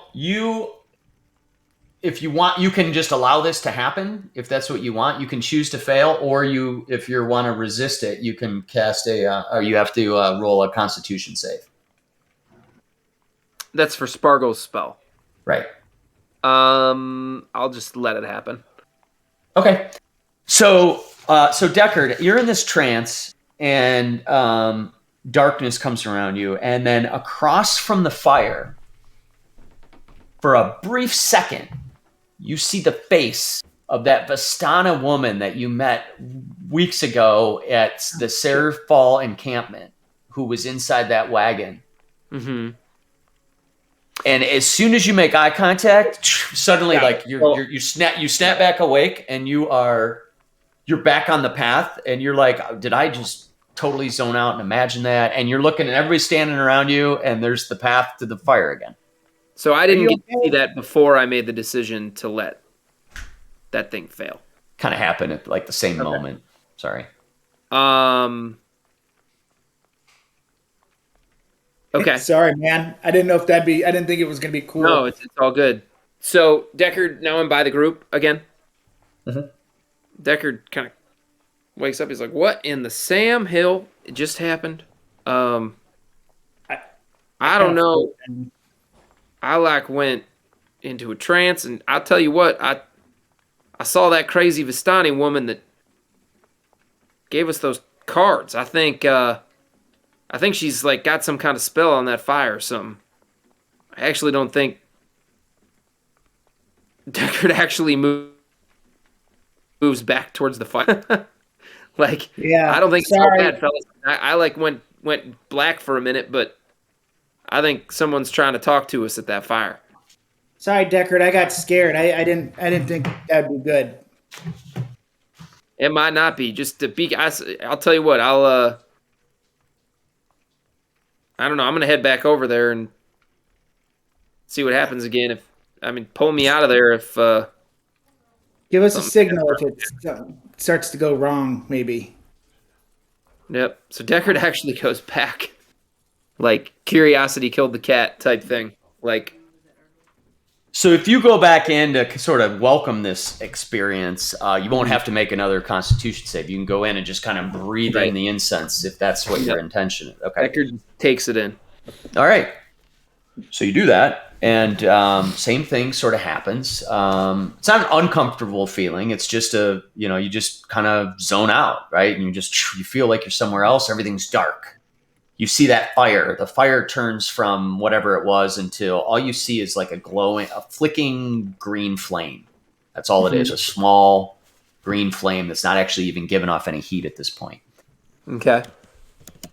And as you stare at the flame, you start to get like this bird's eye view of a scene unfolding where you see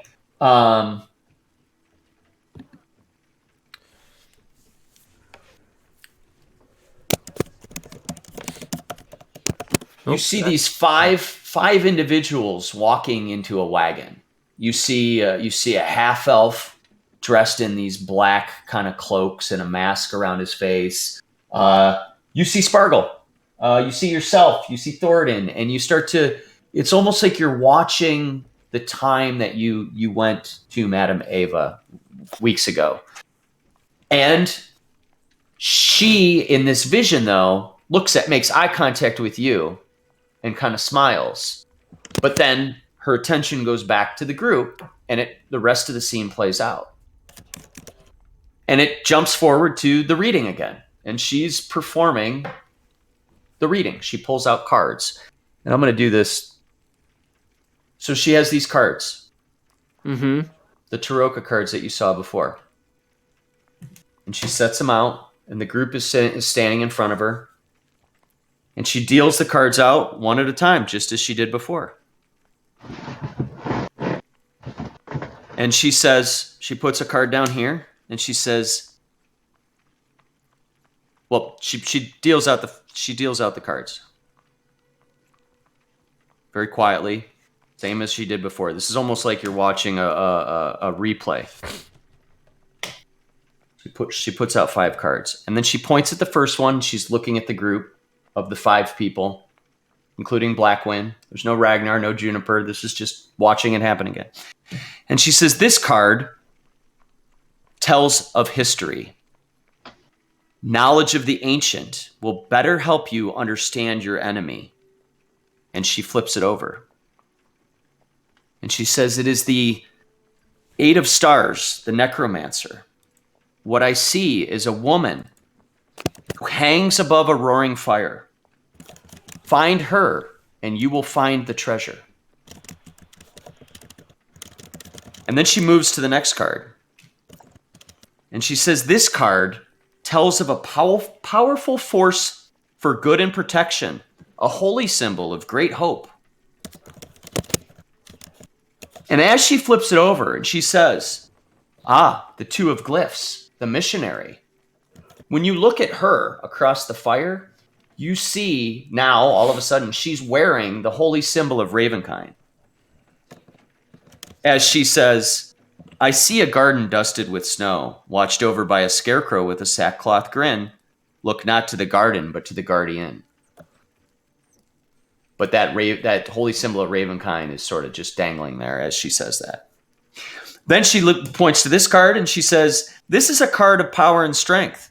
It tells of a weapon of vengeance, a sword of sunlight.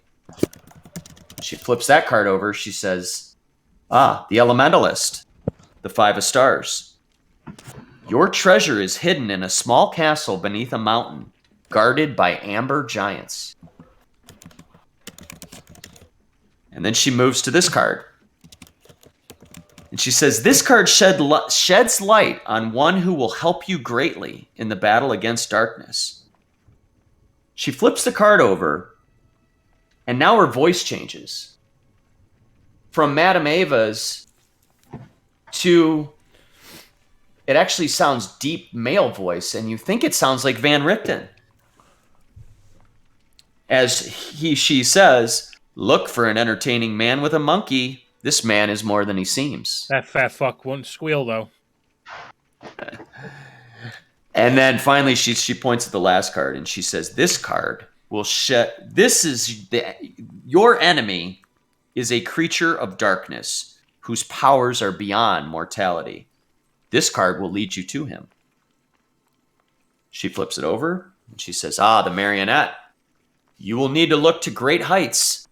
Find the beating heart of the castle. He waits nearby. And then she brushes her hand across, and the green flame goes out, and you snap back awake, and you're standing in the clearing by yourself, and there's no flame, and everybody around kind of who was watching you sees the flame go out, and you wake up. You feel a little bit groggy, and that's what happened. Some scary shit. Oh yeah.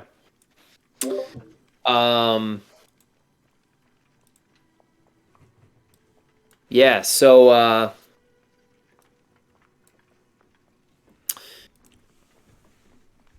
I share that all with the team. That I'm having to go through it again, but Yeah. So I share everything that just happened with the team. Seeing the woman, all that. And Deckard, well, fellas, after telling you all that, didn't someone tell us about wasn't there like a robot or something that was in Ravenloft? Didn't someone tell us about like something that came to life? No, but I'm recalling something, Dan. I know what you're talking about, but I'm not gonna, I gotta look at the notes. I know exactly what you're talking about. Does anybody remember someone telling us about like a robot or something that came to life? Nobody? I'm trying to remember the Fritz von Weirg. Yeah, Van Richten's friggin' robot, right? Anybody remember us learning about a guy named Fritz von Weirg? No? Right. I need to consult notes. An autonomous mechanical toy at Castle Ravenloft? That fucking Blinsky programmed? Yeah, it was a mechanical toy at Strahd's Castle, commissioned by someone important. I can't even remember who told us this stuff because it was on May 12th of 2020 in my notes here. Right during COVID. Yeah. So that's what I remember. That's what I wrote down, Dan. Who made it? Werner von Braun? Who was it? What was the guy's name? Fritz von Weirg.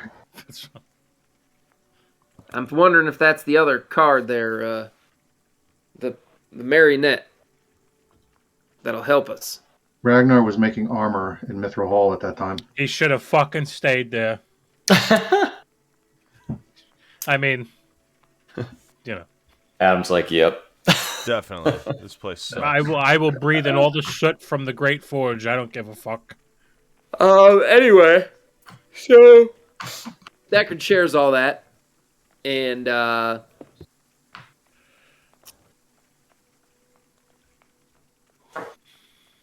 Is it, so you think that's the Marinette one? That's the. yeah. There's someone told us about. I want to say it was the Belinsky guy. Told us all about the Fritz von Weirg, but I could be wrong on that. I've been known to be wrong on many things. I mean, Blinsky didn't talk though. I mean, that guy didn't squeal.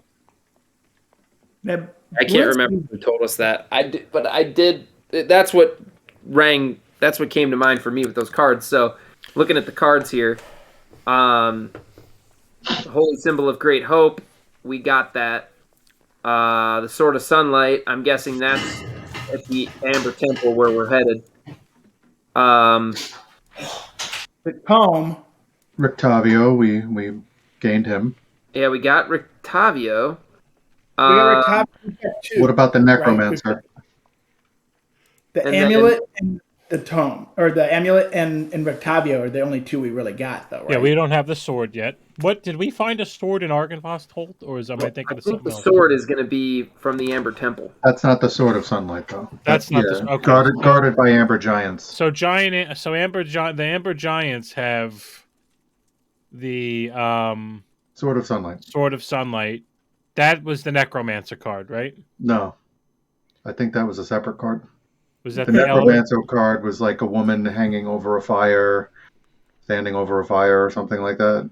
Yeah. What about the book? Isn't that supposed to be like a book that lets us know when he's at either a weak moment or when he's sleeping or something?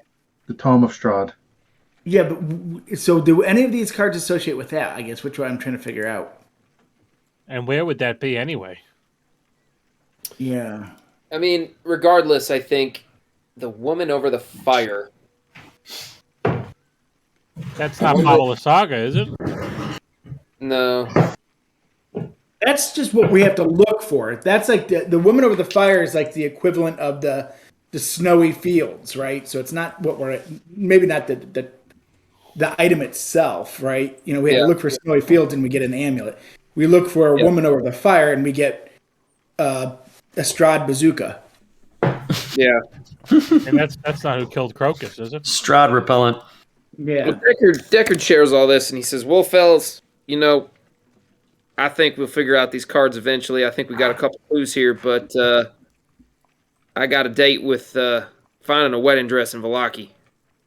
And it is getting now. It's yeah, it is dark now. So it's always dark in Barovia, but it's starting to get towards past dinner time, 6-7 p.m. And you're very close now. You can see the skyline of Valaki, and you're at that bridge. Ragnar wasn't with us in Valaki, right? Which time? When you were with us when we saw Lady Wachter, right? You were there for the Festival of the Blazing Sun and all that, right? Yep. I say we pull up in the wagon and say it's a special delivery from the winery, We Trojan horse this thing, but we need whoever's driving it to like be in disguise.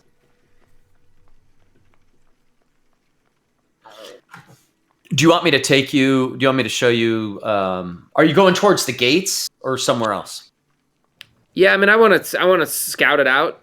I want to get close enough to the gates to look at, the guard situation. Yep.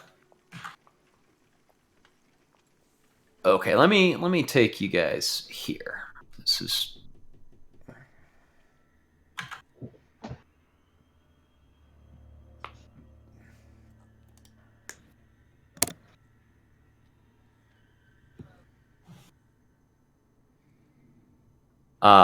Esmeralda does not go with you guys there. She kind of, as you get closer to the gates, this is where she says, "Hey, I'm gonna go look for that Vistani camp and see what I can find about Vasily." And Van Richten says, "Yeah." He goes, "I don't know if it's going to be safe up here." He's not even really sure what's going on. He says, "But I'll watch over the wagon." So here's what you guys see. This is the west gate, so this is like all shifted. But you're coming into the west side of Valaki is what you see here, and that's the gate. You don't have to get too close to see that there's guards.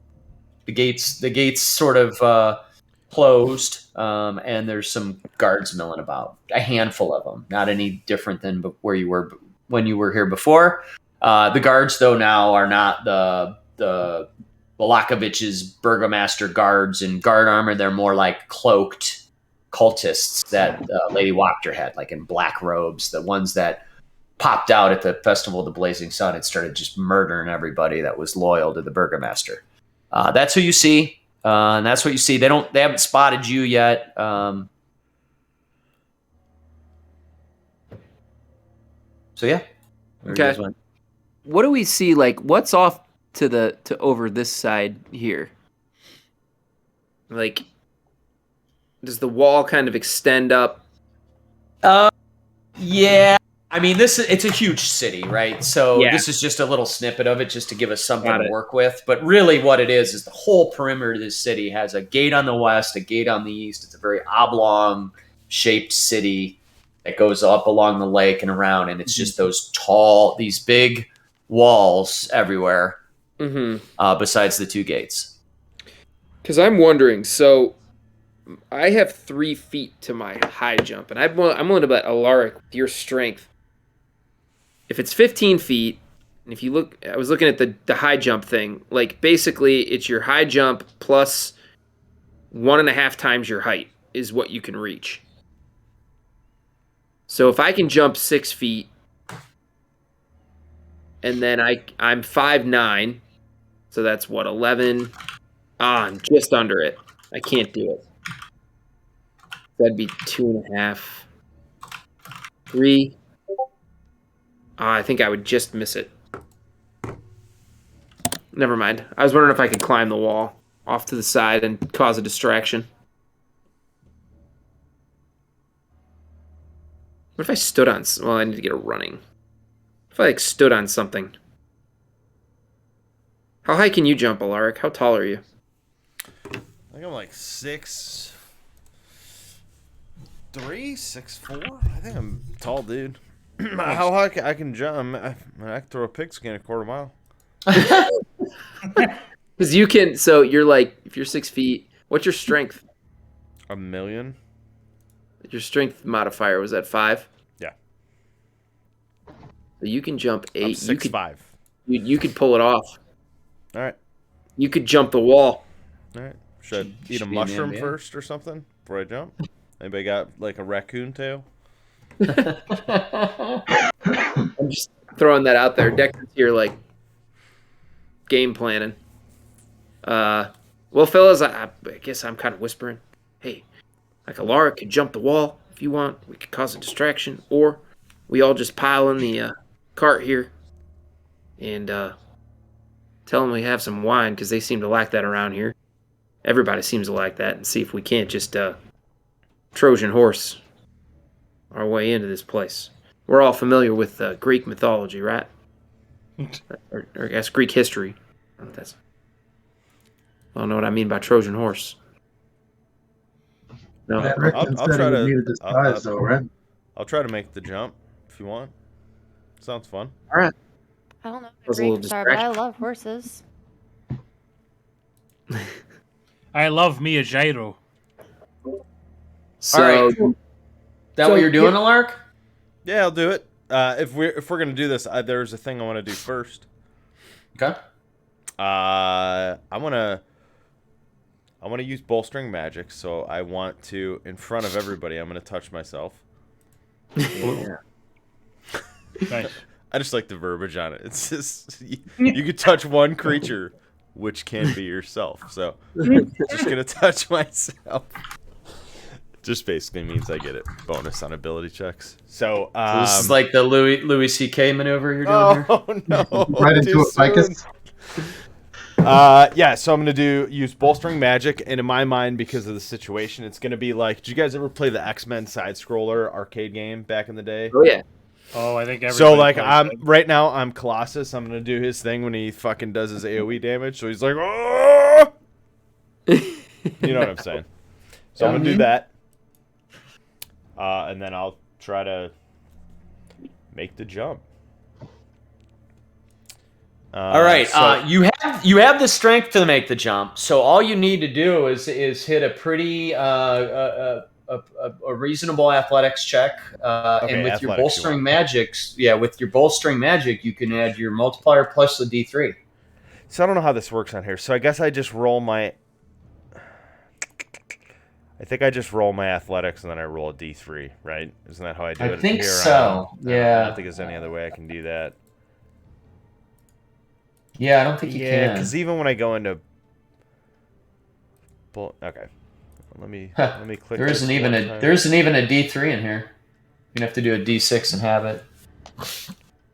Wow, really? Yeah. Seems like a massive oversight. All right. So athletics, you said, right? All Yep. right. So there's my athletics. 13. Ugh. And then. Well. So 14. I guess, or 13 and a half. That's enough. You had the vertical anyhow, so with your raw strength, so you didn't really need to make an ability check. It was kind of yours to f up. Okay. So show me where you're going here. Well, so you said it's the same height all the way around? Yeah, I mean, yeah.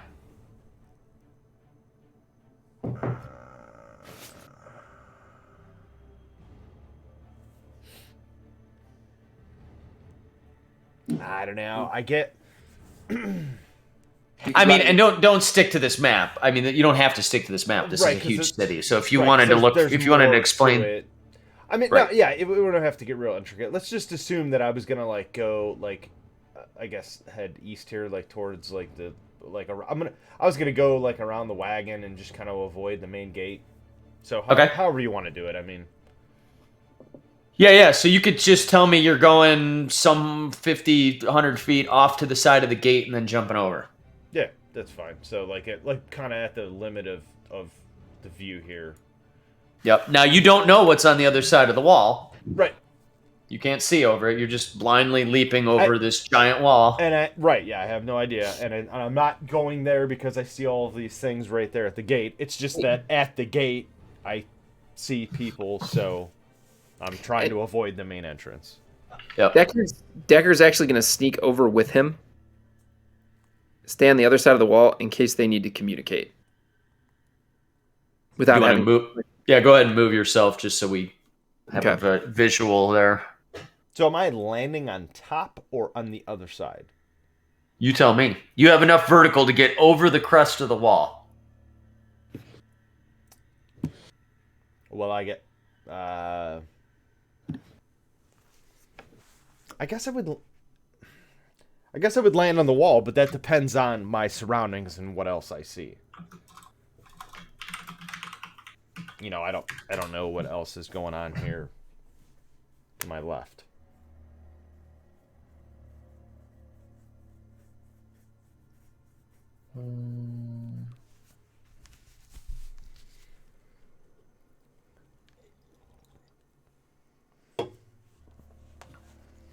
Wait. Okay. So what are you doing here? I don't know if I got this right. Okay.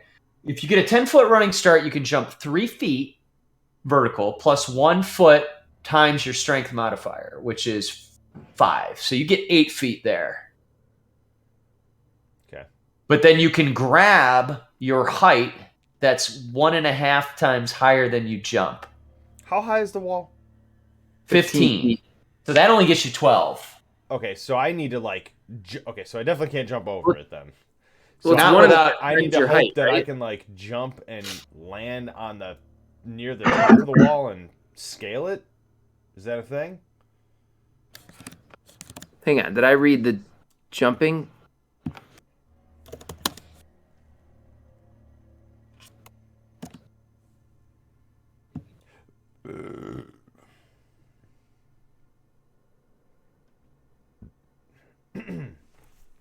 You leap in the air, number of feet equal to 3 plus your strength modifier if you move at least 10 feet on foot immediately before the jump.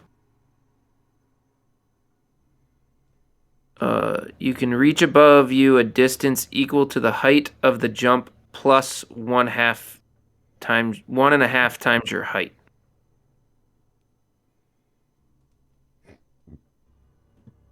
So if he ran at least 10 feet, if he made a running start, he'd get 3. I think that's all safe to assume, right? Because we're not doing any kind of turns here. It was just me independently coming over here, so sure, I could get a running start, right? All right, hold on. I found a calculator. What's your strength score? 20? 20. And your 6'5"? Yeah. So your long jump with a running start's 20 feet horizontally. Your high jump is 8 feet off the ground. And you can reach up and grab something 17.6 feet off the ground. So with that athletics check and everything, what you can do is jump up and grab the and top then of like the thing. to pull myself up to the. Okay, so what we were doing was fine. Yep. So I'm at the top of the wall is the idea. Right. But you're not Hulk leaping over it. You are barely grabbing on. That's why I was asking like the numbers yeah. and stuff, because I was like, how fucking short is this? I mean, I don't care how tall and strong I am. Like, that's a lot to jump and land on the other side of the wall. This is like that's still pretty good. Yeah, I mean, you're still grabbing like the top of a backboard, right? Yeah, you know? Yeah, that's right. I won the dunk contest, so. This is like an NBA jam. Yeah, there you go. Yeah. You do a little spin as you're Yeah. So you do that, and Deckard's right below you. Deckard, you see him jump up, and he's kind of like dangling there, and then you want to pull yourself up? Yeah. So, yep. So as I do that, I mean, I wouldn't pull myself up and start doing jumping jacks and celebrate, but I would like pull myself up and kind of get in a crouch and observe my surroundings, maybe at the top of at the top of the wall, you know. Yep. Okay, and you do that, and you kind of like peek your head up, like the neighbor in Tool Time or whatever that was. Mr. Wilson. Mr. Wilson. Pop your head up there. Oh yeah, Wilson. Yeah, Wilson. And you look around, and it doesn't look like anyone heard you or sees you over there. Okay. So if you want it, you think you could flip up over the wall and jump down.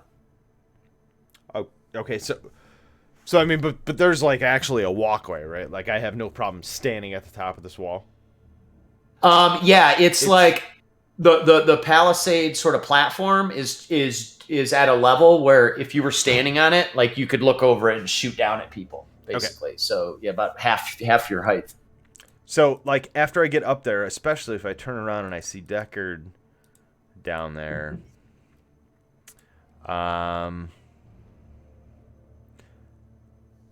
I am going to grab some rope out of my bag and I'm going to drop it down.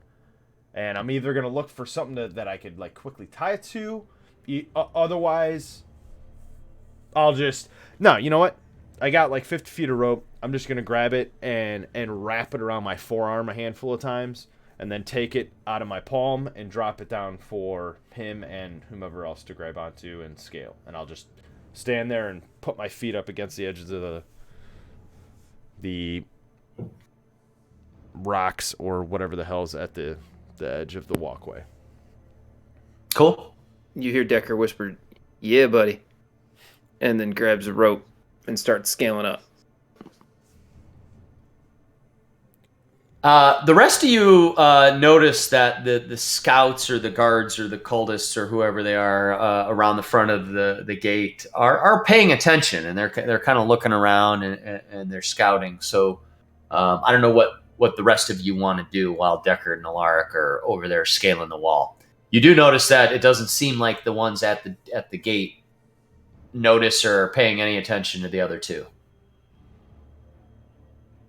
at this point. And Deckard, did you climb up? Is that what you said? Yeah, I climb up. I don't know if I gotta make a check or something. No, I won't make you make a check for that. Okay. You got a rope. It's just an action to climb up that wall. So you and Alaric are on the other side of the wall. You're on the inside of the city there. I'm not really sure what we were supposed to do. Well, I suggested Deckard the original plan. I was like, "Hey, let's what do we see down below us, like on the other side of the wall?" Yeah. So now you're just inside of the town proper where you've been before. So you're kind of in the gates there. There is a bunch of houses and stuff on this west side of town.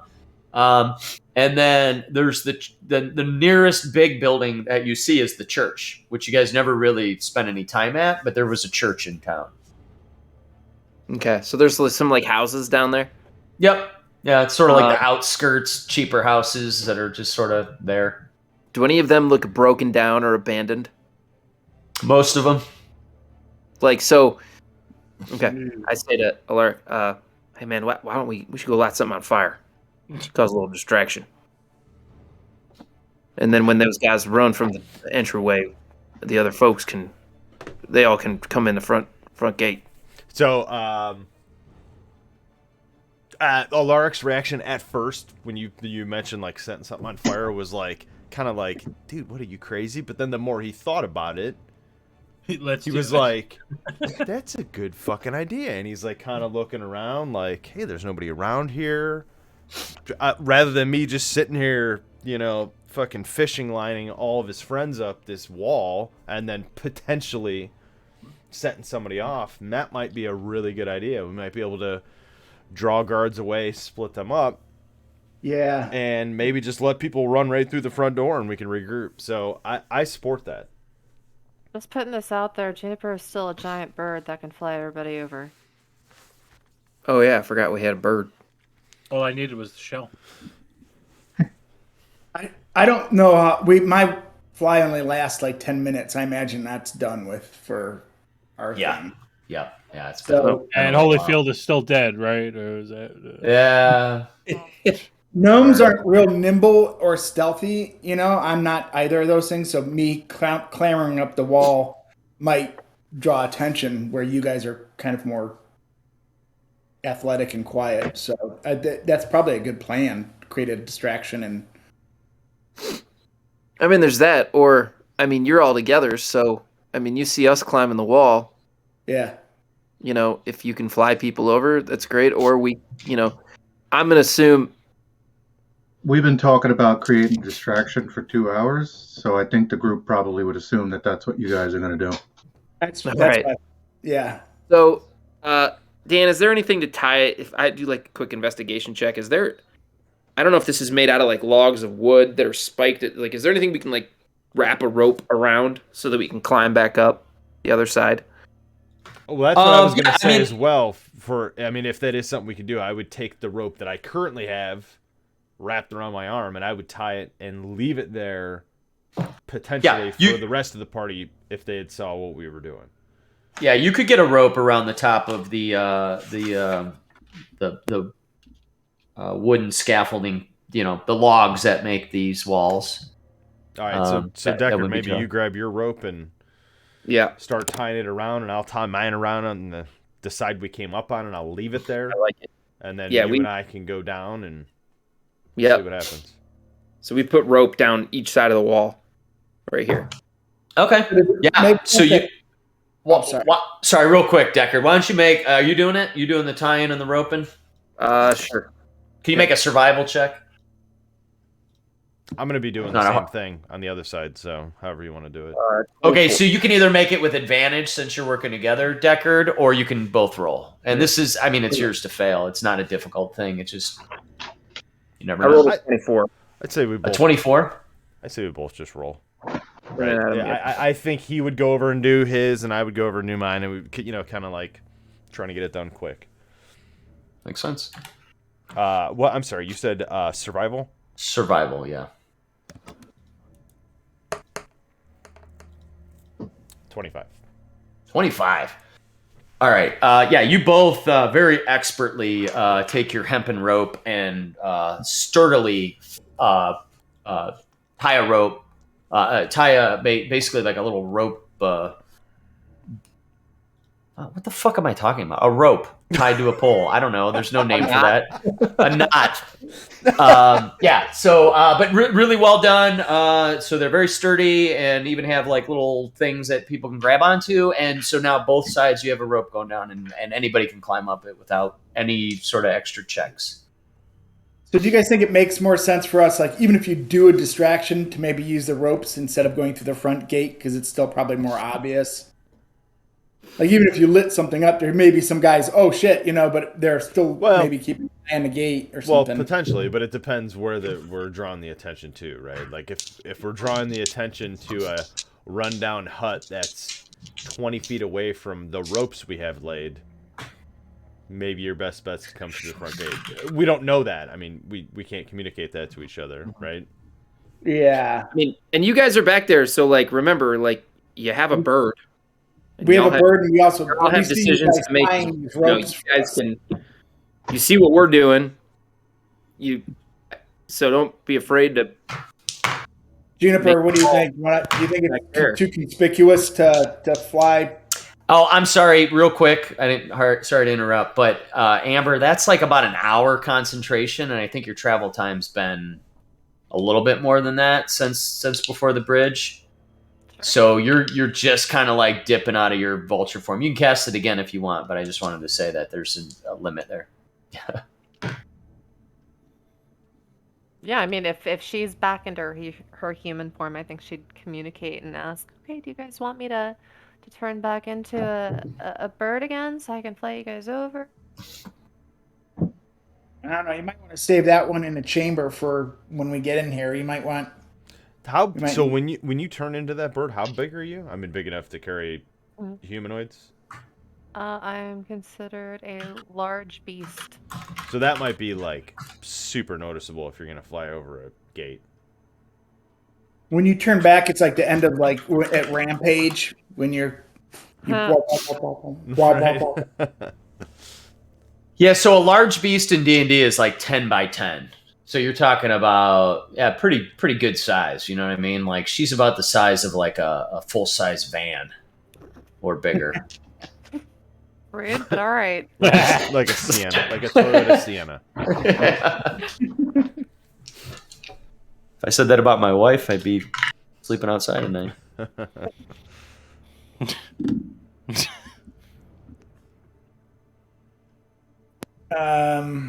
All right, well, I guess we're all going to take turns shimmying up the rope. Yeah. All right, everybody that wants to climb the rope. Oh, okay. Sorry, go ahead, Punch. I assumed we were still waiting for some kind of distraction, though, right? To Ragnar's point, I thought the whole plan.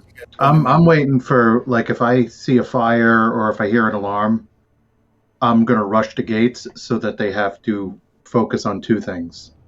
They're gonna see people coming in the gates, and I'll be a distraction that way, and they'll be going towards a fire. They're not gonna know where to go. That's where Ragnar's head's at. All right, I'm focused on that rope, and I'm just like thinking this is going to be supreme effort for me to. Van Richten looks at you, Ragnar, and he goes, I'm not climbing over that wall. So Stick with me, Van Richten. Yeah, I'll hang with you. It's going to take more than these cultists to get through my armor. For starts Lark, doing we stretches. jump down. We climb down. Mm-hmm. Yeah. Yep. So Deckard scales down the wall inside. And basically what we're seeing around us, you said, is just some, like, rundown buildings? Yep. Yeah, typical Barovian Malaki houses. These look like residents on this side. Some of them are abandoned. Some of them are more beat up than others. You can pick a random one to go into and see what you see. Check one out. Do whatever you want. But yeah, they're pretty stacked on top of each other. I mean, Yeah. Deckard, maybe we just go into the closest one together, just to get out of line of sight of any patrolling guards and figure out what we can do to draw some attention. You know, maybe set something on fire from within side and move to another building or move back towards our ropes. Just depends on what's going on around us. Something kind of far back so that they have to come in further away from the gate. Yeah, that makes sense. Let's sneak over and start peeking in windows and make sure we're not lighting children on fire like other people we know. Yep. That's a good idea. So I'm not gonna chuck torches and shit at buildings. That's why I do want to go in these buildings, houses, huts, whatever, and see what's inside before we start burning. All right, so you're gonna peek in the window of one. Yeah. Yeah. How are you gonna do that? Describe it a little bit. Well, first I'm going to look for, certainly going to avoid any houses that have light coming from them. Okay. So I think naturally, Alaric, we probably want to find one that looks pretty run down and dark, maybe even a little beat up. Yeah, definitely something obvious. That would be something kind of desolate. Yeah. And then I'm going to stealth sneak up as much as I can and just kind of try and peek in a window, look into, the nearest something. Well, nice, not nearest, but something kind of maybe a few houses back away from the gate. Okay, make a stealth check. Do we both do that? Do you want me to do it, or okay? However, whoever's getting close to the house and looking inside. Let him do it, because I was thinking that maybe I don't know exactly how far we've moved, but I was thinking maybe I would be like keeping a little bit of distance, maybe have a weapon drawn, just kind of observing the area and not wanting to get too far away from the rope.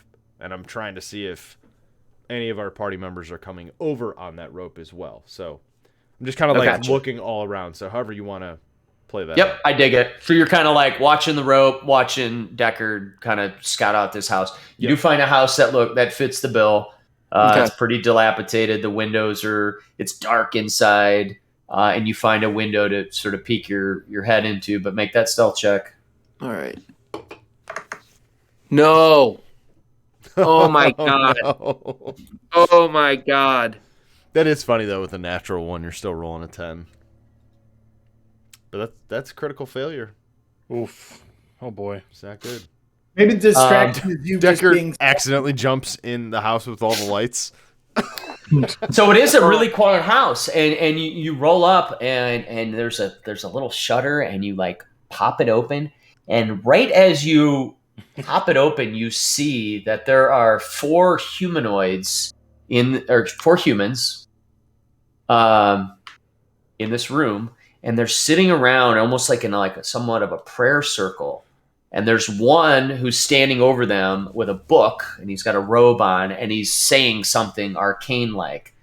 And you're trying to hear what he's saying as the shutters rip off, and half of the window sill comes with it.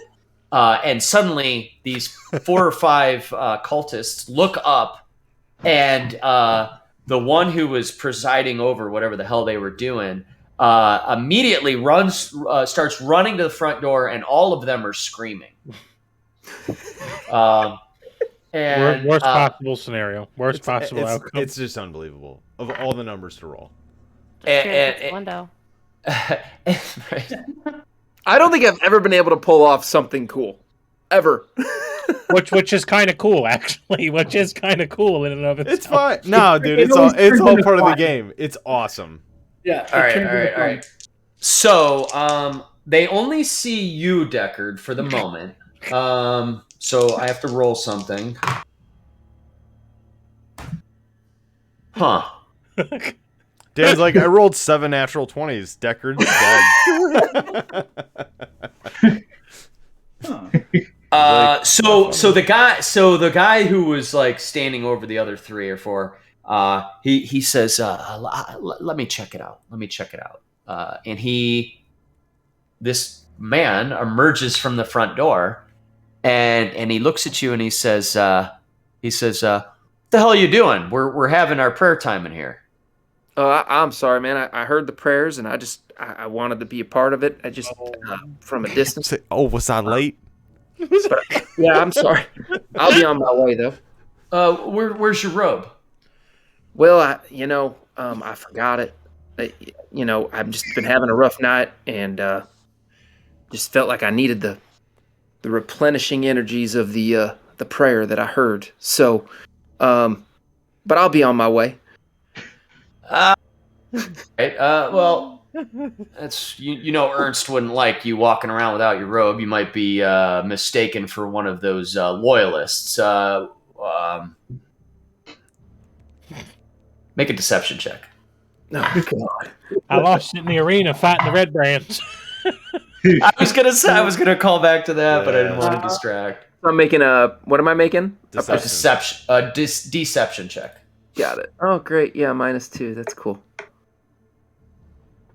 Oh, 14. That's not bad considering. That's better. What than was it? Natural 1. 14. What was it? 14. 14. 14. He says, you got your dagger with you though, right? I reach in and I pull out my silver dagger that I got from the Vistani. He says, all right. He says, get your robe on. We're almost wrapped up here.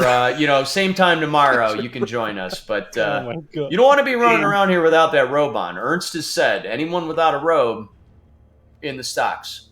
No, you're right. It's a bad move on my part. I'll be sure to be in it tomorrow, and I expertly twirl my dagger and put it back. He nods and he walks back into this dilapidated building and he says, we're fine. He was guy was showing up late. Maybe he might join us tomorrow, but please be seated. And he shuts the door. Woo! Deckard. Dodge that bullet. Deckard goes back to Alaric and he comes back doing like one of these like like, oh man, I just had a close call, man. I don't know. I'm not feeling very sneaky tonight. Should we go back on the other side of the wall? Well, I guess we could still go light something on fire, man. These people aren't too bad. He jumped at that. So, do you mention anything to me about the robes? Oh, yeah, I guess apparently we need to be wearing robes. I think we need to kill some of these guys and take their robes. How many people were in that house? There were 4 people, and they were doing some weird prayer. Dan, were they all adults? Adult people? They were all adults. Real weird looking. I mean, do we want to go in there and maybe wipe them out so we can get some robes? Hack them folk up. I mean, I don't know. If they get loud. Yeah, you're right. They might. They're probably on high alert too. I love this side quest. This is so good. This is amazing. I'm a weekend bird. Adventures. Maybe we could lock the door and burn it down. So when was that at a door? Is that how that worked? That was at a window. Oh, that was at a window. The shutter came off. That's right. You're not sure. Yeah, I don't know why the cultist leader wasn't like, why the fuck are you trying to come in through the window? But why didn't you knock? But yeah, no, he wasn't smart. He wasn't smart enough to think of that. A couple of natural ones. The cultist was feeling sorry for him. So, I mean, whatever you want to do. I mean, we could go.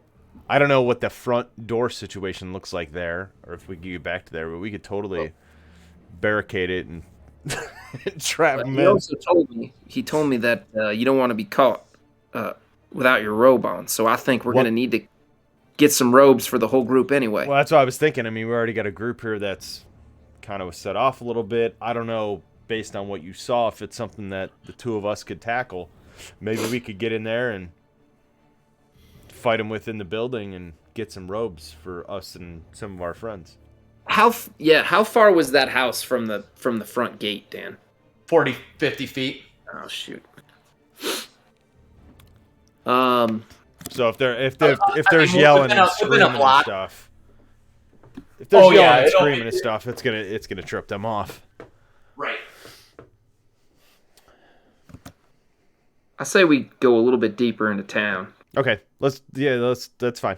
Find another house. Maybe we'll stay along the wall and we'll move a little further in and see what we see and go from there. Okay. Find one with kids, because then they'll be real loud. Did you say don't find one with kids or find one with kids? Find one with kids. Oh, find one with kids. Got it. They're loud. We just got to find something to light on fire. Yeah. That distraction. All right. So you walk a little bit further and you find another house. Are you going to peek in the window or knock on the door? What are you doing? It's similar kind of house. It looks old and it's boarded up. You can't really see inside of it. Okay, we're not seeing like lights from the outside and no. I thought you were looking for as quiet of a house as you could find. Yeah. You find another one that's pretty dead silent. Is it just? Are we together now, Adam? Or did you stay by the rope? No, I'm with you at this point because we started talking and we're just gonna start moving along the wall. Was my idea. I know I'm pretty sneaky, but do you want to look in this one or you want me to do it? I screwed up last time. Well, I'll give it a go. I mean, I have complete faith in you. These things happen. The tension's high. It's fine. Please don't give me a natural one. All right. Nice. All right. You window or door? I'm gonna peek in the window. So you find a window. You push it open. Alaric, you don't even hear it open. You're standing 5 feet away from Deckard, and you didn't even realize he opened the window. Deckard, you look in, and this building looks completely abandoned. And you're pretty certain it's been abandoned for a while. It's dusty. It's cobwebbed and absolutely quiet. Yeah. So Deckard just kind of goes into the house. I don't know if I can get in the window with that stealth check or just go to the door or whatever. Yeah, you can get in either way. So I go in there and I just get out my flint and whatever. My I think I have that in my inventory. Yeah, I think most of us do. You should. We all started with a tinderbox. You should have a tinderbox. Yeah. Yeah. So I mean, are there any is there any old wood in there, dry, table or something? I find some. Yeah. The whole place is really it's dry. It's dusty. Okay. Broken up old furniture and stuff like that. The place is a tinderbox. So all I've seen is Deckard disappear at this point. Right. Okay. Cool. So yeah, I gather up a couple good piles in there, and just light a couple spots of this place on fire. All right. How well do you want to light it? Are you trying to make it go up in an inferno, or are you trying to stall it? You can tell me. I want it to go up pretty quick. All right, make a survival check. Okay. Natural one. You pull some old linens that are super dry. You build this perfect little stack of a fire, and you spark it, and you're like, this is going. In within minutes, this whole place is probably gonna be an inferno. Cool. So just like when your buddy went in somewhere and did something stupid, Deckard comes bolting out of the front door, go. All right. Well, that's what I was. So that's what I was trying to figure out. What I did when I saw him disappear. How much time it's been? Did I start to see any kind of smoke or flame by the time I saw him? Either way, what I was going to do is once I saw him disappear for a good 30 to 45 seconds without him, causing a ruckus, I was gonna assume that he did what he needed to do. Found a deserted place, was gonna set it on fire. So I would have potentially started heading back to the rope, and maybe grabbed the rope and waited to like kind of help him get onto the rope, or started climbing myself, whatever, something like that. Cool. And you do that, and Deckard comes running by. Juniper, you're the first, because you're the most observant of the group behind there, that you see the first wisps of smoke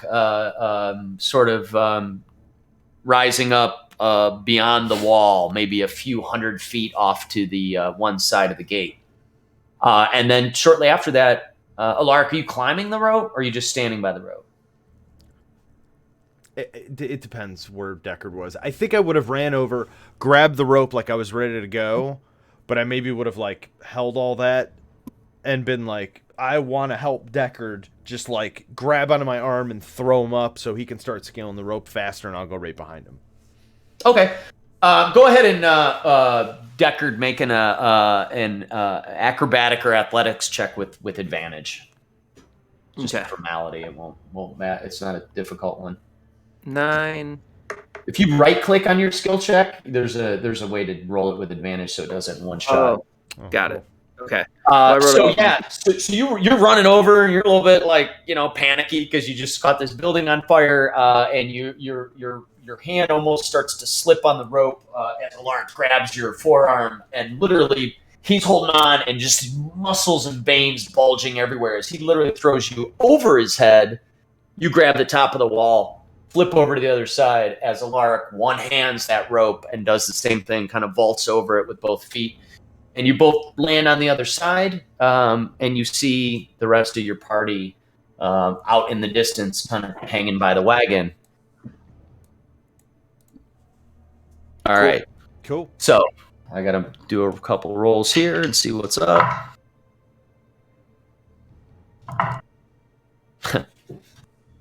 All right. And then right on cue, the guards who are around the front gate, you can't hear them, the group of you over there, but you see them start to look around at the smoke. You hear some shouting from well inside of the complex. It's hard to tell what they're saying, but you hear shouts. Someone has noticed the fire. And two of these guards go running back. They say something to the other cultist type of guy who stands sort of in the gate looking a little bit uncomfortable. And then there's some, right on the other side of the gate, you saw what were probably just commoners or just people, not necessarily guards or cultists. They also seem to be drawn towards the drama, and they start to move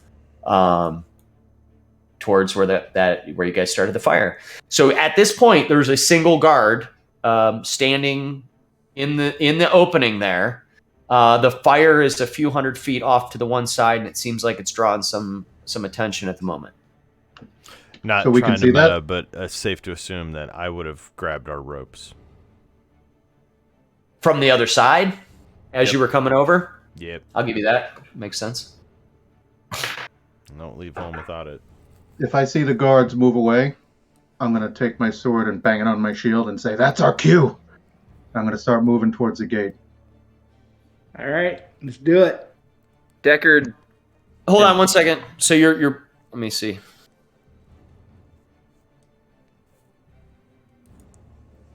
Because we can see the smoke too, right?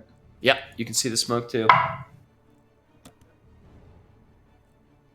For a moment, the remaining guard who looks uneasy and is looking around, you think he looks in your direction as you bang on your shield, but doesn't pay you any attention. And immediately looks. It is more kind of looking like he's just glancing peripheral vision at the front of the gate, but seems way more preoccupied with the fire and everybody, all the drama of people running over there.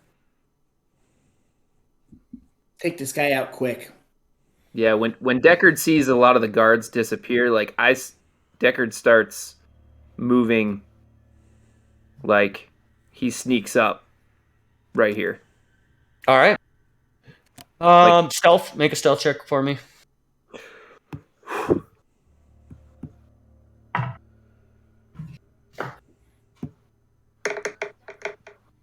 Oh my god. Guy has no idea you're even there. He's like really like enamored by the whole firefighting effort. And you're only about 20, 30 feet away, 25 feet away from him. So I don't know who can see me, but I start kind of waving at the group. I see him. I'll start running. Well, I don't know if I see him, but I'm going to start running because of the guards.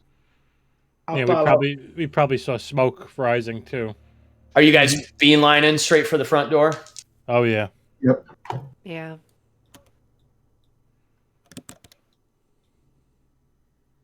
Okay. So roll for initiative.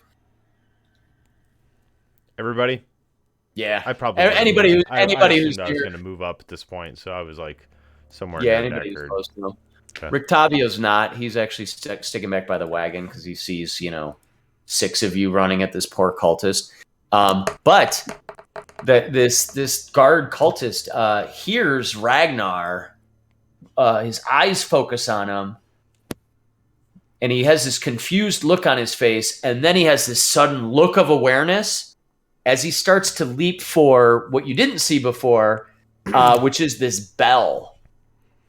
This cast iron bell that's hanging from the other side. Whoever has the highest initiative, though, has a move. So disregard my last roll because it was I roll initiative with advantage. I did roll a natural 20, whatever that's worth. I think a couple of us rolled natural 20. Oh, Damn.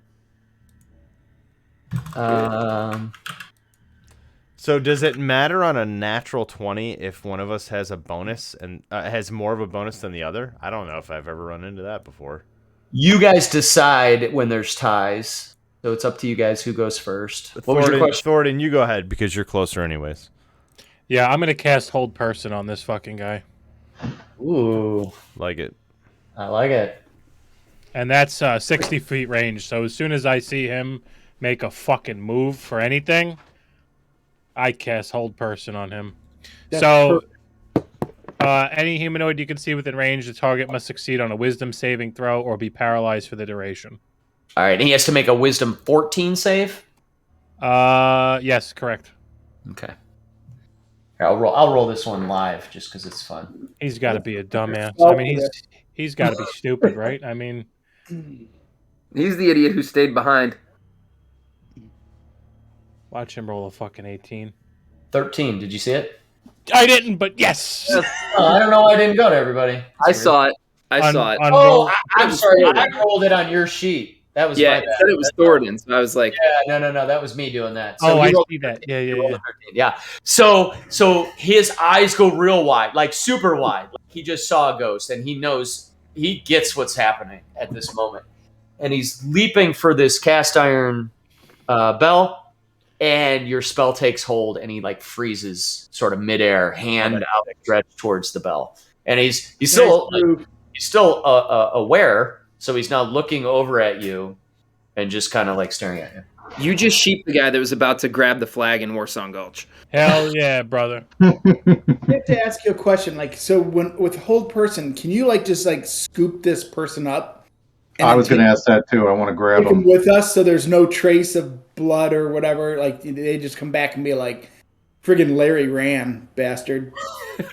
Yeah, can I grab this guy while he's under hold person? Yeah, can we just take like a bone saw and cut his head off? Or So Well, I want to drag him away so they can't Yeah, see move him him. away. Then we pull out the bone saw. So he's okay. paralyzed. He's paralyzed, which means he's incapacitated. He has the incapacitated condition, which means he can't move or speak.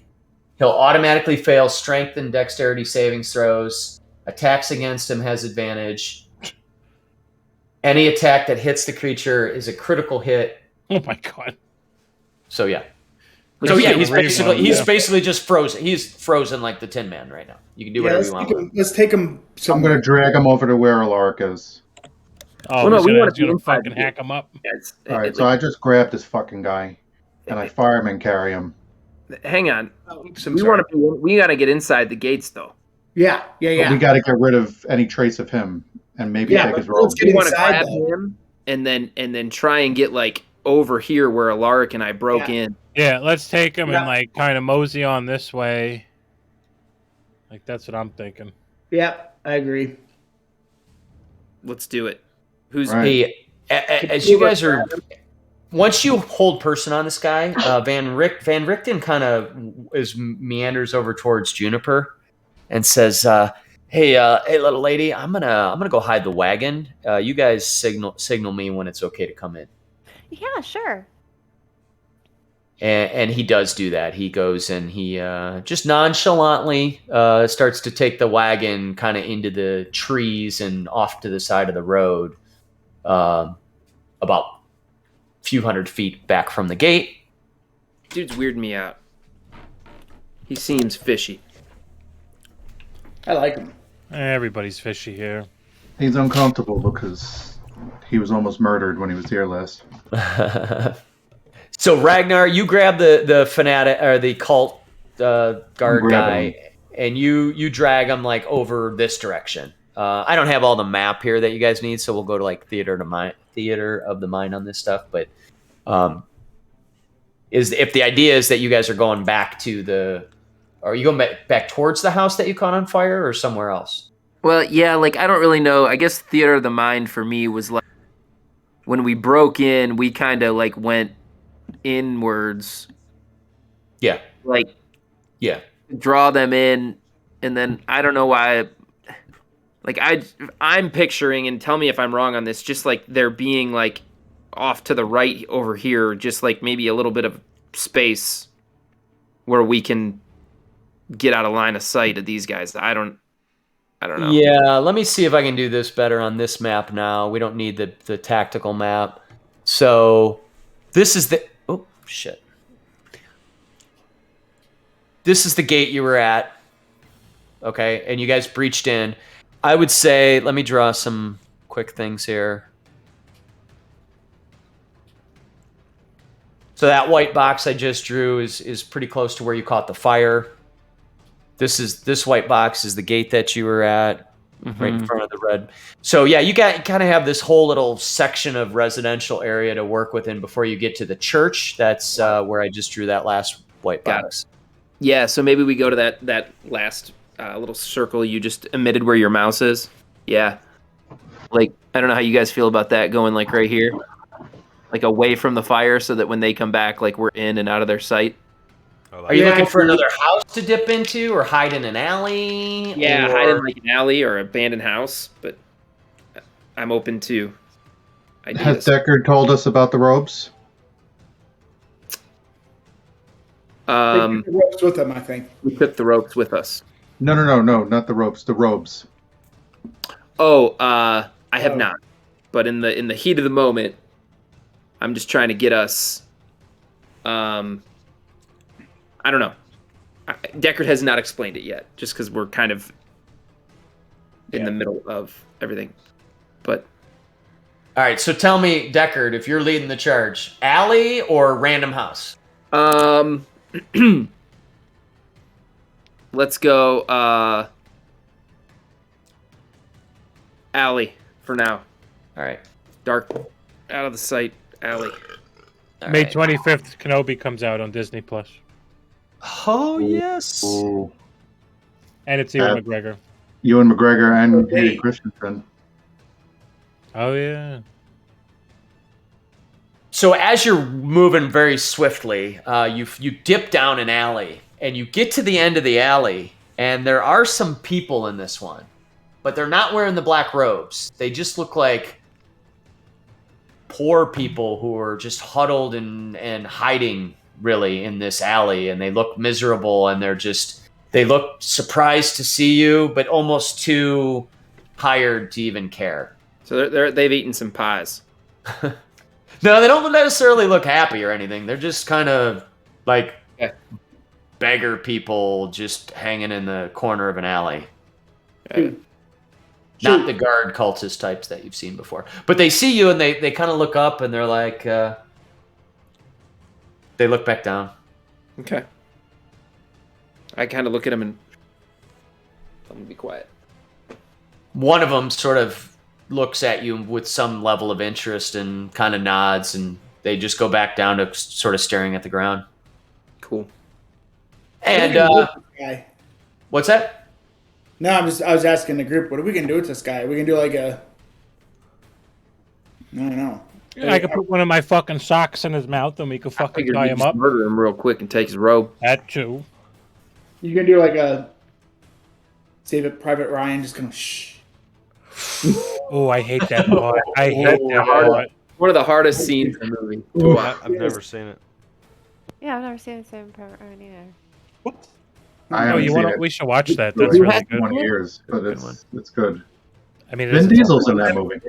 Van Diesel's Yeah. in it. Yeah. Yeah. Really? Oh man, I'm almost jealous.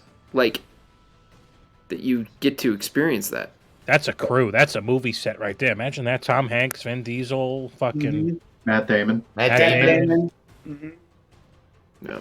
A lot of All other right. people. So you made it over you made it over the wall. You distracted the guards. You got the whole party into the gates and down an alley. You're kind of stuck in there for a moment, but you figure at least a few minutes while the guards on this side of town deal with the fire before they figure out what's going on or put it out. You probably have at least 10 or 15 minutes.